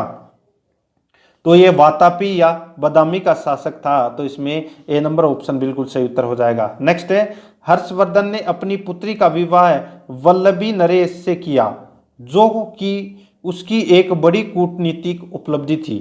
हर्षवर्धन ने अपनी पुत्री का विवाह वल्लभी नरेश से किया, जो कि उसकी एक बड़ी कूटनीतिक उपलब्धि थी। तो इसका राइट आंसर हो जाएगा वो है दोस्तों इसमें वो है दुर्वसेन सेकंड। ए नंबर का ऑप्शन बिल्कुल सही उत्तर हो जाएगा। आगे देखिए, इसमें 641 ईस्वी में किसने चीन के राजा ताई त्सुंग के पास एक राजदूत भेजा? तो यहाँ पे देखिए बहुत ही अच्छा प्रश्न है, ठीक है, कि किसने चीन के राजा ताई त्सुंग के पास एक राजदूत भेजा था 641 ईस्वी में? तो ये भेजा था दोस्तों किसने? तो ये भेजा था हर्षवर्धन ने। तो इसमें डी नंबर का ऑप्शन बिल्कुल सही उत्तर हो जाएगा, ठीक है। आगे देखिए, इसमें 38 नंबर प्रश्न है, हर्षवर्धन के भारतीय मिशन के जवाब में चीनी सम्राट ताई सुंग ने 3 चीनी मिशन हर्षवर्धन के दरबार में भेजे, जिसमें से एक मिशन हर्षवर्धन के मरणोपरांत पहुंचा। अंतिम मिशन में शामिल उस चीनी राजदूत का नाम क्या है जिसने हर्ष की मृत्यु के तुरंत बाद जो घटनाक्रम घटित हुआ उसका विस्तार से वर्णन किया? तो वो किसने किया था वर्णन? तो वो किया था दोस्तों वांग हवेन तसे, वांग हवेन तसे ने। तो इसका राइट आंसर हो जाएगा ए नंबर का ऑप्शन बिल्कुल सही उत्तर हो जाएगा। नेक्स्ट है, किस चीनी यात्री को वर्तमान शाक्य मुनि एवं यात्रियों का राजकुमार कहा जाता है? किस चीनी यात्री को वर्तमान शाक्य मुनि एवं यात्रियों का राजकुमार कहा जाता है? तो ये कहा जाता है दोस्तों किसे? तो ये कहा जाता है हेनसान को। तो इसका राइट आंसर हो जाएगा इसमें बी नंबर का ऑप्शन बिल्कुल सही उत्तर है। नेक्स्ट है, हेनसान भारत में लगभग कितने साल रहा? हेनसान है ये हर्षवर्धन के काल में आया था, लेकिन ये कितने वर्षों तक रहा भारत में? तो इसका राइट आंसर हो जाएगा वो है दोस्तों इसमें 15 वर्षों तक रहा। सी नंबर ऑप्शन बिल्कुल सही उत्तर हो जाएगा। 41 नंबर प्रश्न है, इसमें देखिए, हेनसान के सम्मानार्थ, ठीक है, इनके सम्मानार्थ एवं महायान धर्म के प्रचारार्थ हर्षवर्धन ने कहाँ महासभा का आयोजन 643 ईस्वी में करवाया था? तो दोस्तों 643 ईस्वी में दोस्तों एक महासभा का आयोजन किया था हर्षवर्धन ने। तो ये कहाँ पर किया था? तो इसका राइट आंसर हो जाएगा दोस्तों, वो है इसमें कहाँ पर? तो देखिए चार ऑप्शन आपके सामने हैं, कन्नौज, थानेश्वर, प्रयाग, उज्जैन। तो इसका राइट आंसर हो जाएगा दोस्तों, वो है इसमें कन्नौज में। तो एक नंबर का ऑप्शन है वो इसका बिल्कुल सही उत्तर हो जाएगा। नेक्स्ट है, कुंभ मेला को प्रारंभ करने का श्रेय किसे जाता है? यानी कि कुंभ का मेला जो प्रारंभ किया था वो किसने किया था? तो वो किया था हर्षवर्धन ने। सी नंबर का ऑप्शन सही उत्तर हो जाएगा। नेक्स्ट है, नर्मदा नदी पर सम्राट हर्ष के दक्षिणावर्ती अग्रगमन को रोका। नर्मदा नदी पर सम्राट हर्ष के दक्षिणवर्ती अग्रगमन को रोका, तो किसने रोका? तो इसका राइट आंसर हो जाएगा, वो है दोस्तों पुलकेशिन द्वितीय ने। बी नंबर का ऑप्शन बिल्कुल सही उत्तर हो जाएगा। आगे देखिए, निम्नलिखित में से किसने नालंदा विश्वविद्यालय को 100 ग्रामों की आय दान स्वरूप दिए? निम्नलिखित में से किसने नालंदा विश्वविद्यालय को 100 ग्रामों की आय दान स्वरूप दिए? तो इसका राइट आंसर हो जाएगा, वो है दोस्तों इसमें किसने? तो ये हर्षवर्धन ने। डी नंबर का ऑप्शन बिल्कुल सही उत्तर हो जाएगा। आगे देखिए, सूची फर्स्ट सूची सेकंड दी गई है। सूची फर्स्ट में रचना है और सूची सेकंड में रचनाकार है, यानी कि किसकी रचना किसने की थी वो अपने को इसमें बताना है। यहाँ पे देखिए दोस्तों, हर्षचरित्र और कादम्बरी की रचना है वो दोस्तों बाणभट्ट के द्वारा की गई थी, और नीति शतक, श्रृंगार शतक और भक्ति शतक इसकी रचना है वो दोस्तों भर्तरी के द्वारा की गई थी। सूर्य शतक की रचना है वो दोस्तों मयूर के द्वारा की गई थी, और प्रियदर्शिका, रत्नावली और नागानंद इसकी रचना है वो दोस्तों हर्षवर्धन के द्वारा की गई थी। तो इस प्रश्न का राइट आंसर 4, 2, 3, 1 हो जाएगा। 4, 2, 3, 1 यानी कि एक नंबर का ऑप्शन है वो इसका बिल्कुल सही उत्तर। नेक्स्ट है 46 नंबर प्रश्न है, निम्नलिखित में से कौन हर्षवर्धन के दरबार से संबंध नहीं था? तो हर्षवर्धन के दरबार से संबंधित कौन नहीं था? तो इसका राइट आंसर हो जाएगा, वो है दोस्तों इसमें कौन? तो वो है कालिदास। बी नंबर का ऑप्शन बिल्कुल सही उत्तर हो जाएगा। 47 नंबर प्रश्न है, इसमें देखिए, कथन ए, हर्षवर्धन ने किसी नवीन शासन प्रणाली को जन्म नहीं दिया। कारण आर देखिए, इसमें हर्षवर्धन ने गुप्त शासन प्रणाली को कुछ संशोधनों के साथ अपनाया। तो दोस्तों कौन सा सही है इसमें? तो इसमें देखिए दोनों सही है और आर एक ही सही व्याख्या भी करता है। तो इसका राइट आंसर हो जाएगा, एक नंबर का ऑप्शन है वो इसका बिल्कुल सही उत्तर। नेक्स्ट है, कौन सही सुमेलित है? तो यहाँ पे देखिए कौन इसमें सही सुमेलित है? तो देखिए अवंती ये हर्षवर्धन का प्रधानमंत्री था, सिंहनाद ये दोस्तों महासेनापति था, कुंतल है ये दोस्तों सेनापति था अश्वसेना का। तो ये सारे सही है इसमें, तो डी नंबर का ऑप्शन बिल्कुल सही उत्तर हो जाएगा। देखिए किसका कथन है कि भारत के लोग गर्म मिजाज के हैं, उन्हें जल्दी गुस्सा आता है परंतु ईमानदार होते हैं, भारतीय स्वच्छता प्रेमी हैं। तो इसका राइट आंसर हो जाएगा, ये किसने कहा था? तो ये हेनसान ने कहा था, चीन यात्री है ना इसने। सी नंबर ऑप्शन सही उत्तर। नेक्स्ट है, अग्रहार का अर्थ था। तो अग्रहार का अर्थ क्या था? तो ये था दोस्तों ब्राह्मणों को दिया जाने वाला कर मुक्ति भूमि अनुदान, ये था अग्रहार। ठीक है, तो दोस्तों इसी के साथ देखिए अपन ने मौर्य काल भी पढ़ लिया, गुप्त काल भी पढ़ लिया और गुप्तोत्तर काल से संबंधित भी ये प्रश्न हैं वो पढ़ लिए हैं। दोस्तों प्रश्न कैसे लगे कमेंट में जरूर बताएं। सिलेबस के अनुसार अपन चल रहे हैं। यहाँ पर आज अपनी दूसरी नंबर की महामैराथन क्लास थी। कल अपन दोस्तों आगे मध्यकाल एवं आधुनिक काल से संबंधित महामैराथन क्लास पढ़ेंगे, जिसके अंदर ये सारी की सारी चीज़ें हैं वो अपन इसमें कवर करने वाले हैं। और अध्यारस एकेडमी के यूट्यूब चैनल को अगर आपने अभी तक सब्सक्राइब नहीं किया तो सब्सक्राइब जरूर करें, बेल आइकन को दबाएं, वीडियो को लाइक और अपने दोस्तों के पास में शेयर जरूर करें। मिलते हैं दोस्तों नेक्स्ट वीडियो में। जय हिंद, जय भारत।